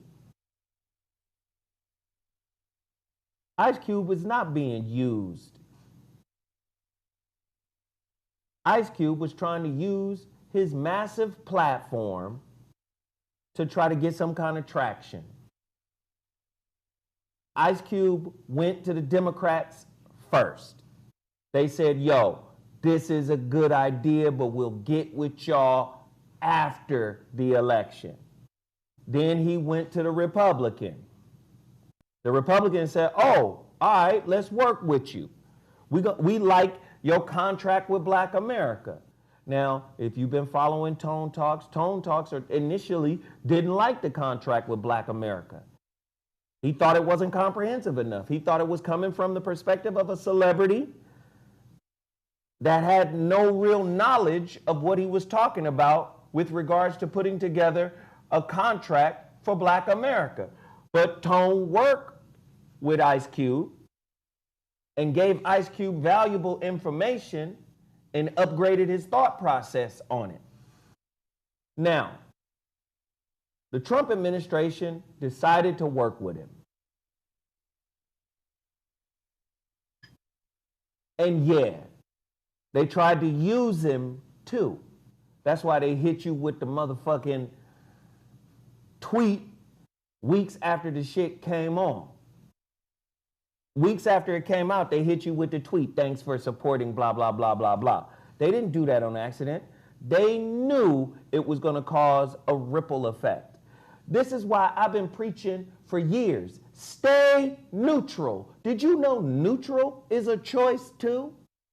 It don't have to be red or blue. It could be purple. Stay neutral. Pull yourself out and be objective and see the games that are being played. It's happening right the fuck now with the COVID-19. You got Fauci, who just came out and said, there's really no need to be wearing a mask. There's really no need to be wearing a mask. Wait a minute. You the same motherfucker who said wear the mask. Now you saying don't wear the mask? Then there's a whole avalanche of a bunch of other doctors saying wear the mask. Then there's a whole avalanche of other doctors saying this shit ain't real. Then there's a bunch of doctors saying, yes, it is. Again, this is designed to keep motherfuckers confused. If you're confused and off balance, you're unpredictable. And if you're unpredictable, guess what? We get to kind of mold and craft the road. Because when you're unpredictable, the best option, the way it looks, right? When we can present something to you that looks great. You say, oh, this looks good. And next thing you don't even know that whole road was motherfucking based off of your confusion. If you had any bit of sense, you wouldn't have chose that road. You only chose it because it looks safe in an unsafe environment. I'm throwing all these ideas at you. I'm throwing everything at you. I'm keeping your ass off balance, everything. The bottom line is, Cube is a good dude. What he decided to do was use his platform to get traction. Now, you got motherfuckers in our community that ain't did shit. Politicians, successful niggas, unsuccessful niggas, niggas at the house, armchair coaching. Well, Cube should have did, and Cube should have said, and what that nigga's a coon, and ain't done nothing. Ain't did shit with their lives, let alone the community. Nigga, your life is in disarray, and you got something to say about Cube. Your life is fucked up. I mean, you are a living, walking C- in this bitch, and you got something to say about Cube. Nigga, please let me. No, because you're doing it again. I'm not gonna let you do it. It's my turn. You had your rant. Okay. As long as I can respond. All right, I'll write it down. I'll write it down. Do you understand what I'm saying? And y'all got something to say about Cube. Right? I ain't always agreed with everything Ice Cube said. I ain't always been down. See, I can separate the music from the man.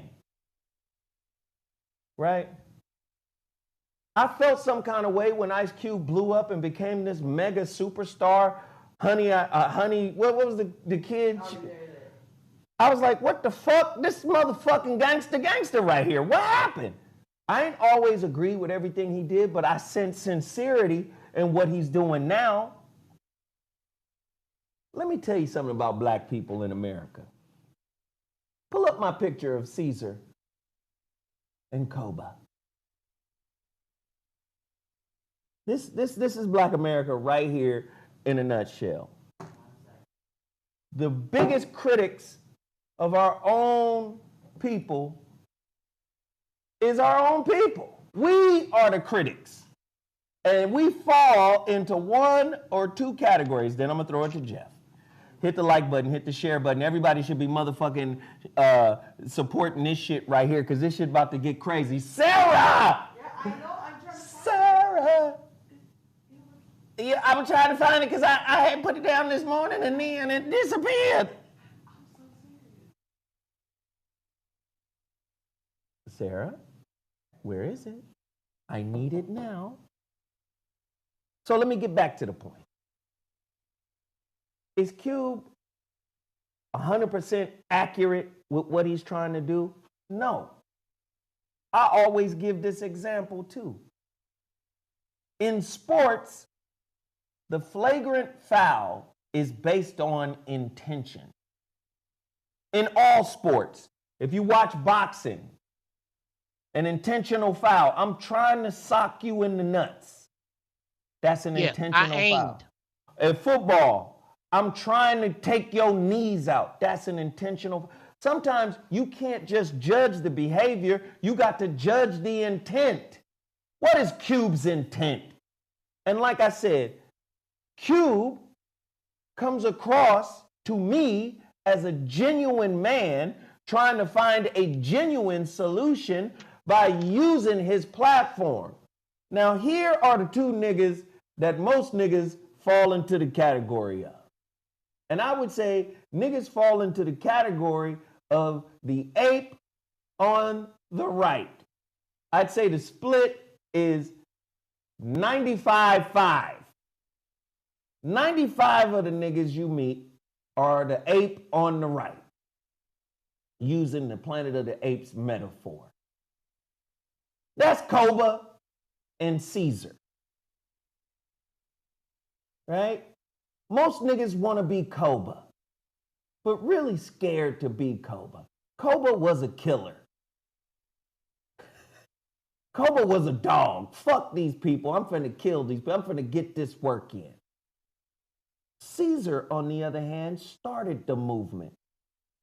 And Caesar is the one that was the leader and the one who had relations with the opposite side. If you study the art of war, you know you have to have a faction of negotiation. Part of your shit, you gotta negotiate.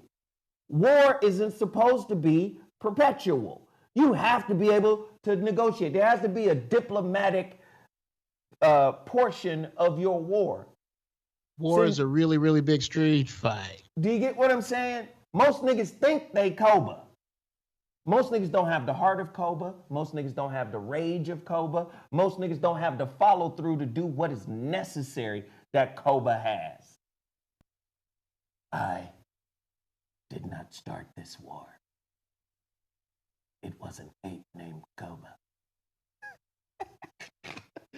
Caesar was the leader, though.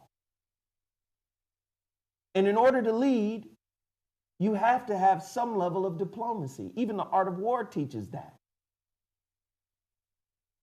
And the niggas we dealing with, niggas always want to fight, niggas always want to scrap, but niggas don't want to live up to the repercussions of that. They don't want to have to face the repercussions of that. They don't want to have to deal with that. They just think you can do it and get away with it.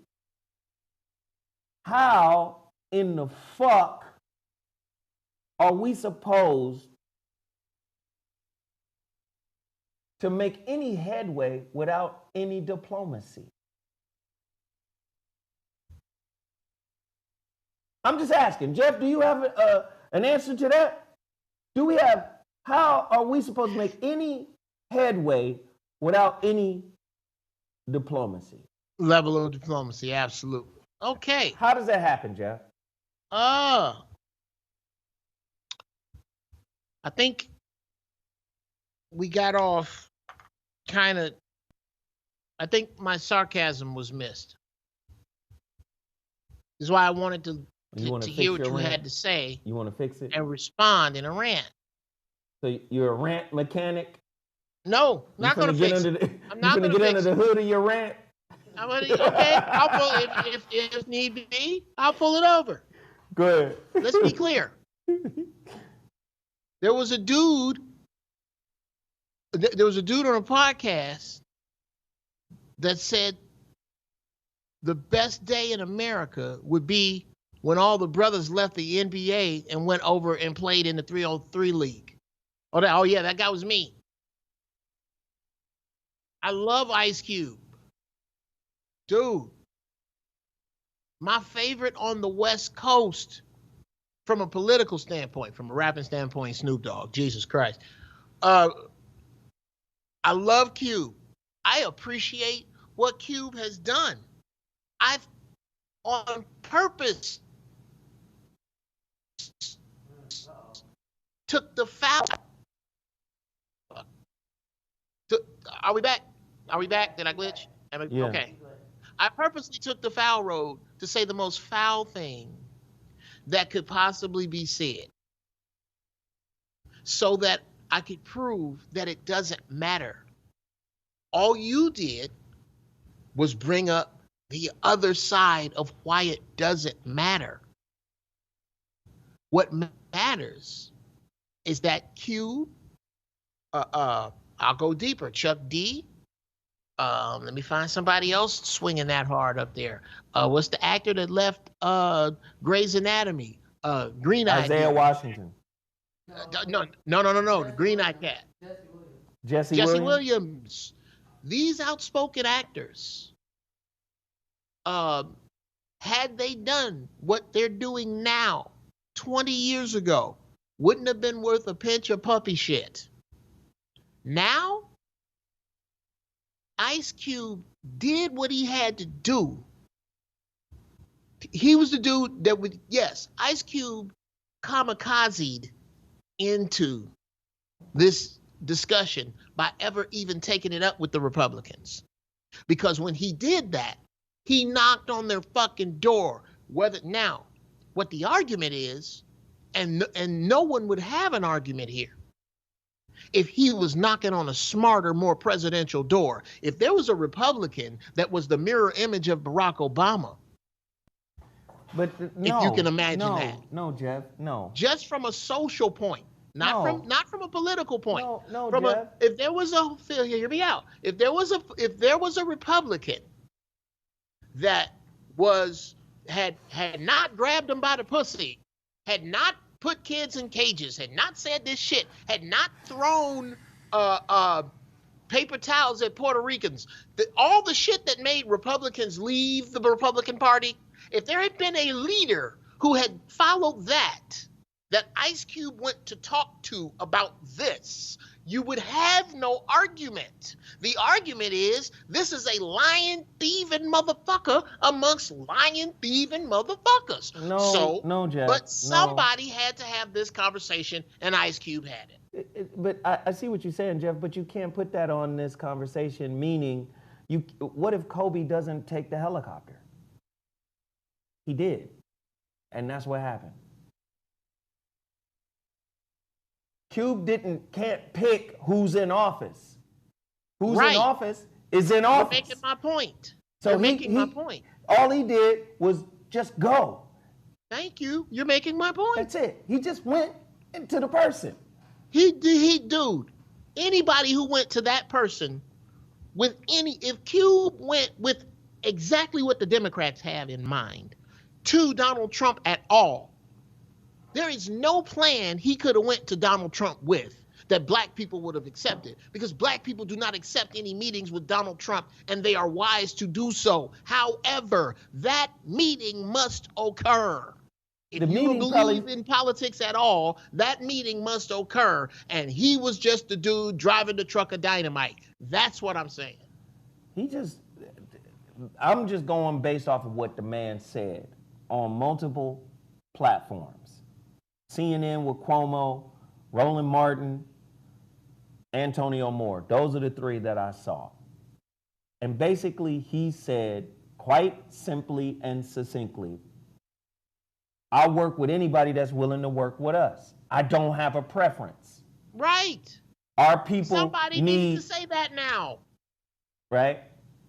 Our people need certain things in order for us to just give up a vote. We're not just giving up a vote just to be, happy to be involved in the goddamn ceremony of voting.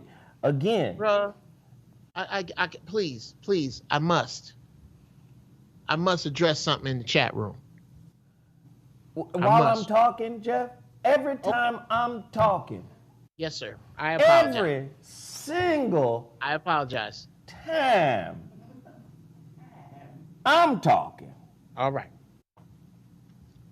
I'm just saying, Jeff. Finish your thought. I'm just saying, to me, the brother, like I said, I don't expect anything, right? I don't expect anything. Somebody said in the chat room right now, Cube didn't go to either party. They both went to him. I agree. I agree with that too. I just ain't never seen nobody try to use their platform like this, and I'm talking about of our generation. I'm trying to see where we should give a fuck whether it matters who made the phone call. The phone call was made. The man is trying to do something. That's all. That's all I'm saying. The man is trying to do something. Maybe it ain't the right thing to do. Maybe he didn't do it the correct way. Maybe he's learning how to do it. That's fine. What I'm saying is stop being a Koba. Koba was banging on Caesar. Koba showed up at Caesar's crib ready to kill him in the movie Planet of the Apes. We got a lot of niggas who don't want to follow other niggas. So they will Koba them niggas. They will be their biggest, did you see that shit, Jeff? He right, Jeff. Which shit? Planet of the Apes. I have not seen the new Planet of the Apes. I have not. All right. I'm just saying, for other brothers to be in charge, we will have brothers kill the brothers that are actually in charge so they can get the position. It's almost like they want the position of power more than they want to be able to utilize that power properly. They don't care about how they wield the power. They just want the seat of power because we ain't never had no motherfucking power. So again, stop banging on motherfuckers for trying something and making a mistake. Yeah, he made a motherfucking mistake. Sure. But stop banging on motherfuckers for trying something when you at the crib warming up a cup of noodles. Geoff? Okay. You know me. Usually, in the words of my father, if a dog bark at the moon, so what? That's what dogs do. Now, if a moon bark at the dog, he just made that dog famous. Be the moon. I would like to. Oh, this is driving me bananas. I gotta fix this. This is which way? That's.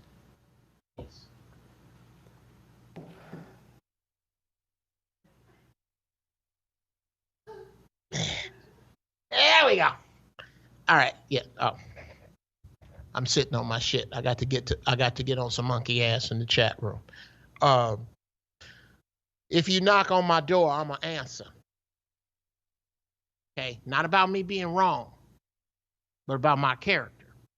And there's some people in the chat room who, one, allude to me covering up shade for D.L. Hughley, two, falling for the game of Trump, and three, getting them checks. In that order. One, I write for and in the voice of D.L. Hughley, as I do for George Lopez, different jokes. As I have for Steve Harvey, different jokes. As I have with Sinbad, different jokes. I have 180-degree different ideas with D.L. Hughley. I write for him, we disagree and fight like cats and dogs every day. But that's my man. I've known him for 3 decades. That's probably the comedian alive that knows me. But no, Evan Lionel knows me better. Anyway, so this concept that I'm somehow covering up for that cockeyed motherfucker, please understand. Any dude I'm covering up for, you won't know shit about. And it certainly won't be over no words. So no, number one, I am not covering up for D.L. Hughley. I disagree with him. I disagree with a lot of the black media movement with regard to election. But I can go do a job that I don't necessarily agree with because I'm that good too. To imply that I have fallen for the game of Trump would imply that I have any belief in politics the way voters see it at all. It would imply that I don't understand that the real meaning of the word vote is wish. So let's kill that right there. I don't care about what is going on with Trump. No more than I care about what is going on with Thor. But I have an opinion. This is my opinion about politics. I am well aware that someone has chosen the November outcome, and you fools, you average reading on the 7th grade level people who think that you are going to elect one of the lawyers. Does that even make any sense? And lastly, getting them checks, you are right about that, but not from the sources you think. No, no government pays me. No, I have no endorsements with regard to politics. No, nobody is slanting my opinion with leverage or cash or any of that. I'm a hustler from the south side of Chicago. If they drop a nuke on this motherfucker, me and mine will crawl out of the rubble. Dig that. Geoff, are you saying that you and yours are roaches? I'm saying that we can be, and I'm saying that any opinion of roaches in that particular, any negative opinion of roaches in that context is fine because it's dead. So yes, we are in that sense. If you mean survivor, if you mean able to thrive in any terrain, if you mean prepared for the next shit, then yes, we are roaches, absolutely. Ladies and gentlemen, regardless of what you think, We're all flawed men. Nobody, what is it? No man is an island unto himself. We all need to support each other. White supremacy could not be the monstrosity that it is today if it wasn't for white men agreeing and cooperating with each other and agreeing to disagree. Now, we're going to have some of our brothers who have achieved a particular, where's Geoff? Okay. I'm right here. I'm reading. Right. I'm reading. We're going to have some of our brothers who have achieved a certain level to go off and do their thing in a certain way, and it might not be beneficial to everybody. It might be mistake riddled. But guess what? For us to just sit back and critique everything and not initiate nothing, right? When's the last time you initiated some type of unity movement in your community? When was the last time you initiated some type of give back program? When was the last time you initiated something useful to your community? If you at home criticizing, critiquing, and you ain't really did anything, I think it just adds a new layer of confusion.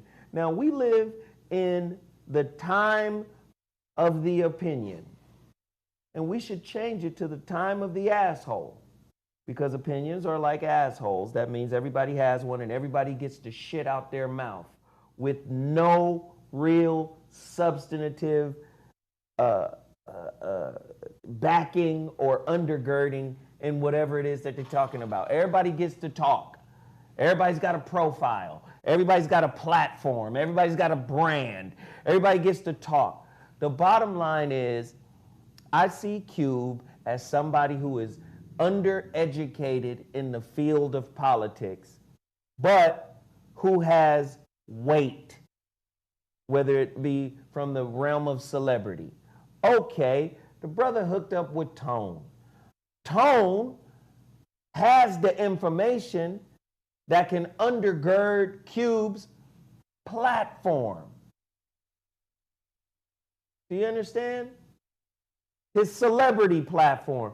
If you're a celebrity and you don't have the information, right, then you should probably be quiet, because then I think you could be more easily manipulated or used by the powers that be, i.e. Cardi B, right? Cardi B sits up there and talks to Joe Biden. For the fuck what? Somebody say, I don't trust Tone. We don't trust each other. Fuck trusting Tone. How about that? Fuck Tone Talks. You feel better? Go do the research. What, do you trust your work ethic? Do you trust your work ethic to go double check and fact check what the fuck Tone is talking about? You ain't got to like Tone to go do the motherfucking legwork to see if what he's talking about has any legs to stand on. Are you going to do the research to disprove Tone? See, that's where I'm at. If you don't like Tone, you don't trust Tone, then get on your investigative game. Put your investigative cap on and go research Tone.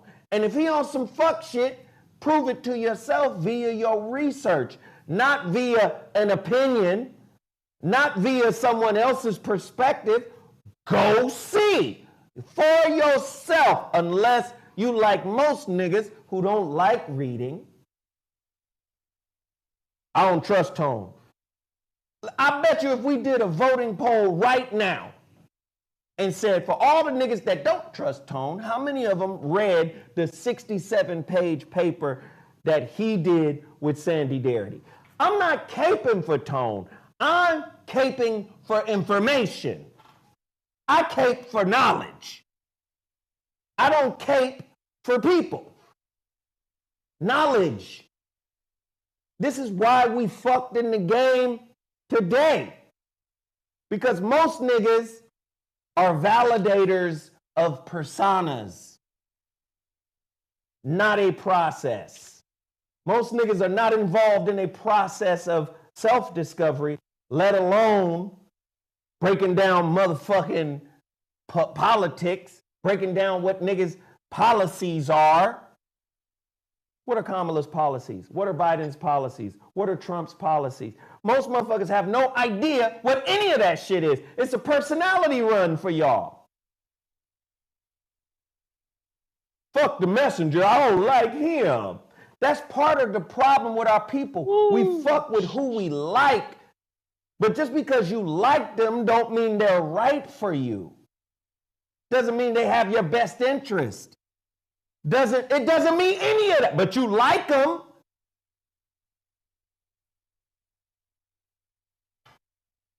Most of you don't even know what's right for you. Jeff Brown sit up here and tell you all this shit. Do you do anything about it? Nah. This is man logic for Ryan's bitch ass. Ryan James. This is man logic. Study to show yourself approved, hoe ass nigga. Study to show yourself approved. If you waiting for some nigga to tell you what's right for you, you a hoe ass nigga. If you haven't proved anything to yourself, you a hoe ass nigga. You are a tailor-made follower. And typically what you follow is from a dead man. The dollar got dead men on it. The Bible, the Quran, all of the holy books written by dead men. You are a follower of dead ideas. And the opinions that you take from the motherfuckers you like, nigga, you just the motherfucking lining in the comfort in their lives. Because they use you to fatten the walls of their motherfucking coffers, my nigga. Don't you know your belief in them is the fuel and the wind in their sails? Where the fuck does the wind go for your sails? Where you get the wind for your sails? No, nigga, you done gave your wind to another nigga. You a hoe ass nigga if you a follower. I tell motherfuckers all day in America, study to show yourself approved. You know, I like this one nigga over here because he said some shit that sounded like it made sense. It sounded like it made sense. Experience it for yourself. Experience it for yourself. You can't experience nothing you're willing to follow blindly. You can't reach the highest level of understanding unless you're implementing shit in your life. A parrot can't be an implementer. He can only be an imitator. That's what a parrot does, is imitate. I can sound the way you sound, but can you experience and live through what I have? Ever met God before, nigga? I know you read a book or a piece of a book.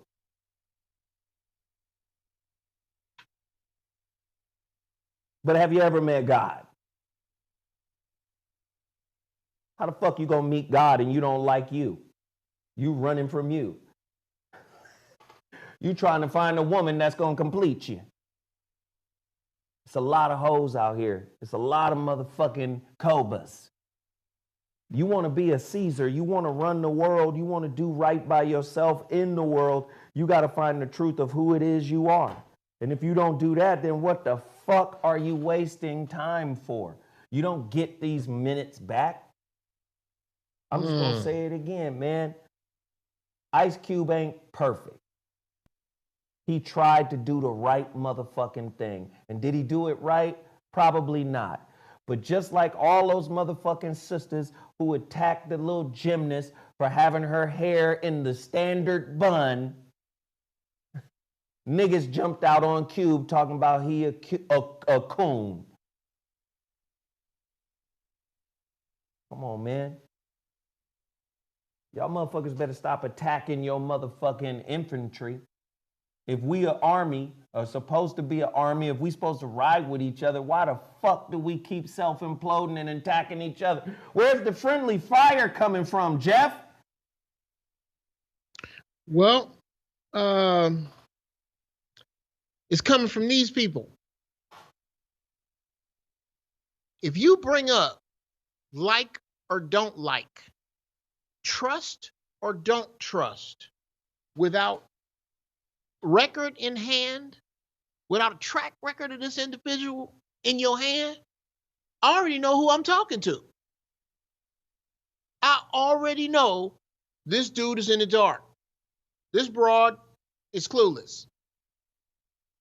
If you got to like everybody that gives you advice, the devil know where to put your blessings.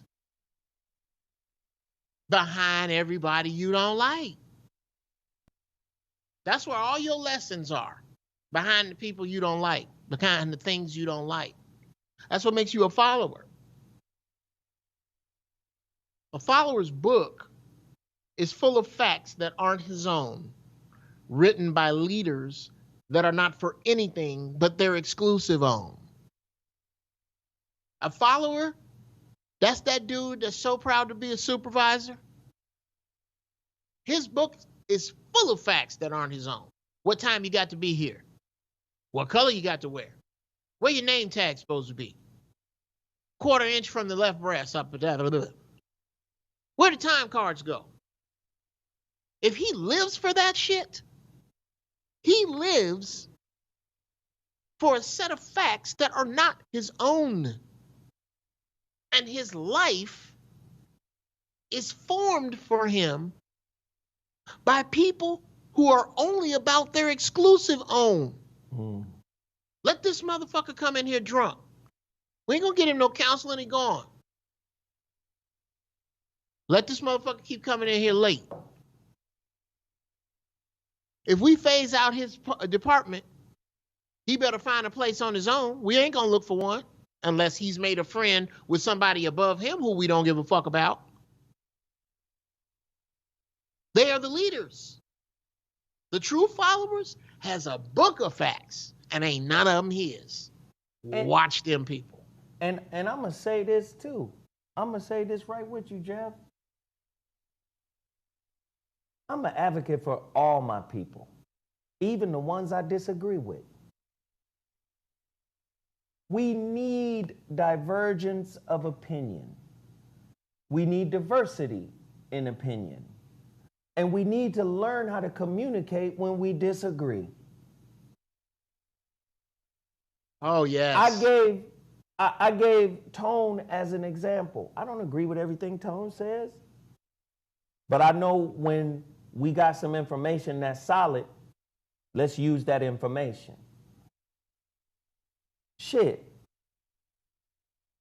Study everybody that's trying to do something for our collective body. Rock with everybody. Oh, well, you can't rock with everybody because everybody ain't rocking with you. And rock with everybody.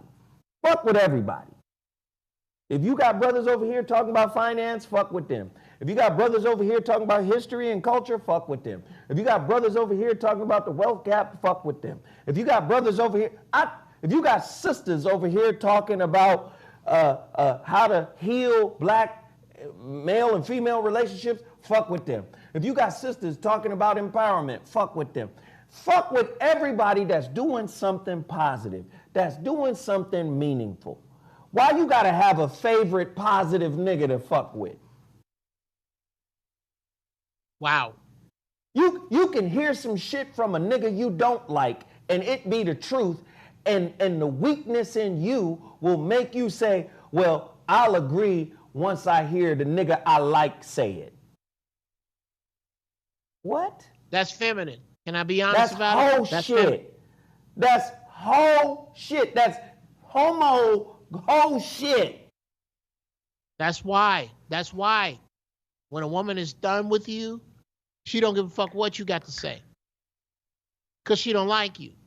When your woman no longer respects you, it's over. And I don't give a fuck what you can pull her from a burning car. It doesn't matter. Somebody said truth is the truth. way they're driven.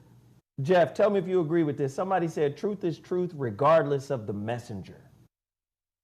On a certain plane, I'll go with that. No, I agree with that. I'll go where he's trying to get. I see what you're trying to get at. Is that you can't evaluate the truth purely by the messenger. The messenger ain't got shit to do with it. Thank you. And if you do, well, the messenger has nothing to do with it. I disagree. And I tell you why. Because I tend to treasure the higher the message, I got it from the lower the place, but that you would expect. But you said that's why I hate you, Geoff, because we're saying the same thing yet again. I don't think so. I think it is important. Victor. I think what is important is that you don't get it fucked up. That the great messages got to come, many good messages come to me from Minister Farrakhan. We're saying the same thing again. The greatest I have to messages. Clean this up yet again. The greatest message that ever came to me, if I could share it with you. The greatest message that ever came to me, I was out on the road doing colleges.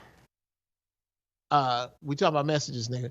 I was out on the road doing colleges, and I had done like 22 colleges in a row, man. I was out of personal money, and all I had on me was these checks, this pile of checks from $1,500 to $3,000 each that had to go through my agent before I could get any of that money.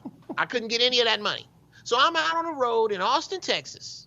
I had just done a show for UT Austin. 2 feet of snow on the ground. I ain't got no money. I have no cash, but I got 5 digits a check, and I can't eat. I get to them hungry. I get to the room. I throw my shit down, and I have it out with God. And this was right around the time I was trying to figure shit out. I go, you know what, God, you supposed to love me, and I'm out here. I'm hungry. I don't even know how I'm going to eat tonight. I tell you what, I'm going to call you out. If you are who you say you are, I'm going to open this door, and love is going to be on the other side of it. Nigga, I opened that door. I don't even remember bringing it. Picture of my children. I don't remember dropping it. It was just there. I had sat down, I cried. I was like, God, I know you real, and I apologize. I still don't know your name for real. There's some bullshit down here. I really need to know what's going on. I go in, and a voice says, go over in the drawer. I look in the drawer. There's those coupons, clip 10, get a pizza free. If you don't hurry this shit up, nigga. It was 2 of those in there. I ordered a pizza. I ate. And my point is that you don't know where the big messages are going to come from or when.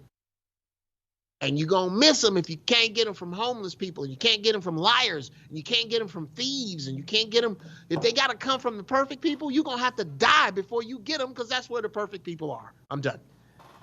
Nigga, I don't know how your brain is reverse engineered. This nigga will disagree with you and then tell a whole story saying exactly what the fuck. This nigga high than a motherfucker. I'ma say it again. It's great shit. I'ma say it again. You guys, he disagrees to agree in the end. Exactly. Let me just say, I don't totally agree. No. I don't. And then he said exactly what the fuck I was. Okay. So Krishnamurti, this is why I love Krishnamurti, because Krishnamurti told his followers, the speaker isn't important. He was like, if you are here listening to me and you're making me important, you've lost the whole purpose of the message. He said, the speaker is not important. The messenger is not important. He said, if you're not going on this journey for yourself, it doesn't count. You can apply that to any aspect of your life. Right? You're in a relationship with your woman, but you worried about how soon, or you're in a relationship with your man, and you worried about if he's keeping up with your growth. That his growth is none of your business. Now, you're in a shared experience, but that don't mean you guys have the same interpretation of that shared experience. The messenger is not important. Only the message is. Only the mission is. Only the purpose is. And if you're at a loss for that, then, I don't know what to tell you, man. I can tell you this. While we're disaggregate, broken into pieces, all over the place, arguing, hating on each other, debating each other in the name of white supremacy, in the name of the status quo, they get to stay where they are. They get to stay in the catbird seat. They get to stay in position to dictate to us what the fuck we should be doing.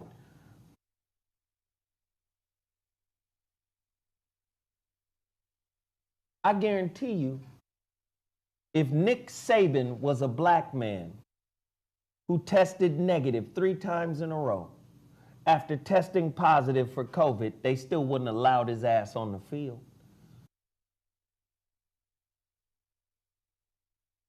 Who want to argue that? White supremacy is a motherfucker. So I got this one thing, and I'm gonna share this, and then we the fuck up out of here. This one thing right here. Bishop Talbert Swan, at Talbert Swan on motherfucking Twitter said, if one white woman accused me of rape, my career would be over. A white man accused of rape by 22 women being able to run for a second term as president of the United States with half the country still supporting him is all you need to know about racism, white male patriarchy, and white supremacy. Well, if white male patriarchy is the problem, how did the black man become the most dangerous man on planet Earth? Why is he the most villainized? Why is he the one that you hear the statement all the time? The black woman is the most disrespected gender on planet Earth, or most disrespected person on planet Earth. Malcolm X said that over 40 years ago, and things have changed significantly for the sister. And it ain't perfect, and it ain't, all the problems haven't been resolved. However, I can argue as a black man who loves black women that black men are also villainized, that black men are also disrespected, and probably one of the most disrespected. You got 40,000 women in America in prison. You got 600,000 African American males in prison. 700,000. Y'all better knock it off, man. They're going to keep us at each other's neck if we don't learn how to be objective, if we don't learn how to do our own motherfucking research, if we don't learn how to cooperate and collaborate even when we don't disagree, we're going to die. Geoff, your final thoughts? I need it to be clear, crystal clear, that where Zoe and I sit as usual, and you can go back, I boast about this because it is something to be proud of. Pick a show. Go back 5 years, pick a show. Go back 7 years, 3 years, wherever. Pick a show and say something in the future we said didn't happen the way we said it was going to happen. I pride myself in being able to look over in. And as I look over in this, I see far too many of you that see where I'm sitting and admire where Zo is sitting. But you down there in it. And you won't make the climb. You won't read to make the climb. You won't change to make the climb. You would rather try to make the climb carrying the baggage of the 20th century. You best drop that shit, or you're going to be part of what we are watching. There will be no other way to survive than with a higher mind. The frequency of the universe is being turned up to such a fever high pitch that if you cannot vibrate up there, you're going to perish. Keep with that low frequency bullshit and see what happens. And furthermore, to be crystal clear, what's going on between D.L. Hughley and Cube, I have a profound opinion about. If you want to be clear about it, watch Dr. Claude Anderson, watch Dr. Boyce Watkins, watch this show, watch Tariq Nasheed. I'm in that lane. And where that disagrees with DL, I disagree with DL. But that's my brother, and I love him. And the thing we agree about, Whitey ain't shit. This shit needs to change. And we're going to have to be able to sit down and talk to each other on both different sides of the table about going that way. We don't have to agree on everything to go that way. We just all need to go that fucking way. And that's what I stretch over Ice Cube. It's not like he wasn't going that way. In fact, he had to lead that way and be the first one through the door for this conversation, because this conversation could not be had before October 2020. I'm done. We got to go. Shit, it's 1:40. We ain't supposed to be here this long. Oh, damn. We've been throwing it down, huh? All right, y'all. We love y'all. Y'all hit our Cash App. Y'all hit our Super Chats. You know what the handles are. Please, please support this show. Please support what we've been doing. I appreciate everybody. We got to go. Deuces. Deuces.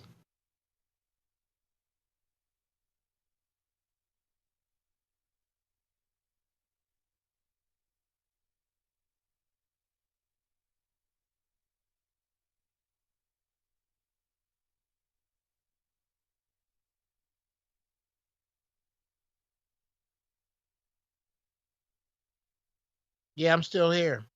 I love you guys. Thank you. All right. Call me when you get a chance, though. All right, bro. Later.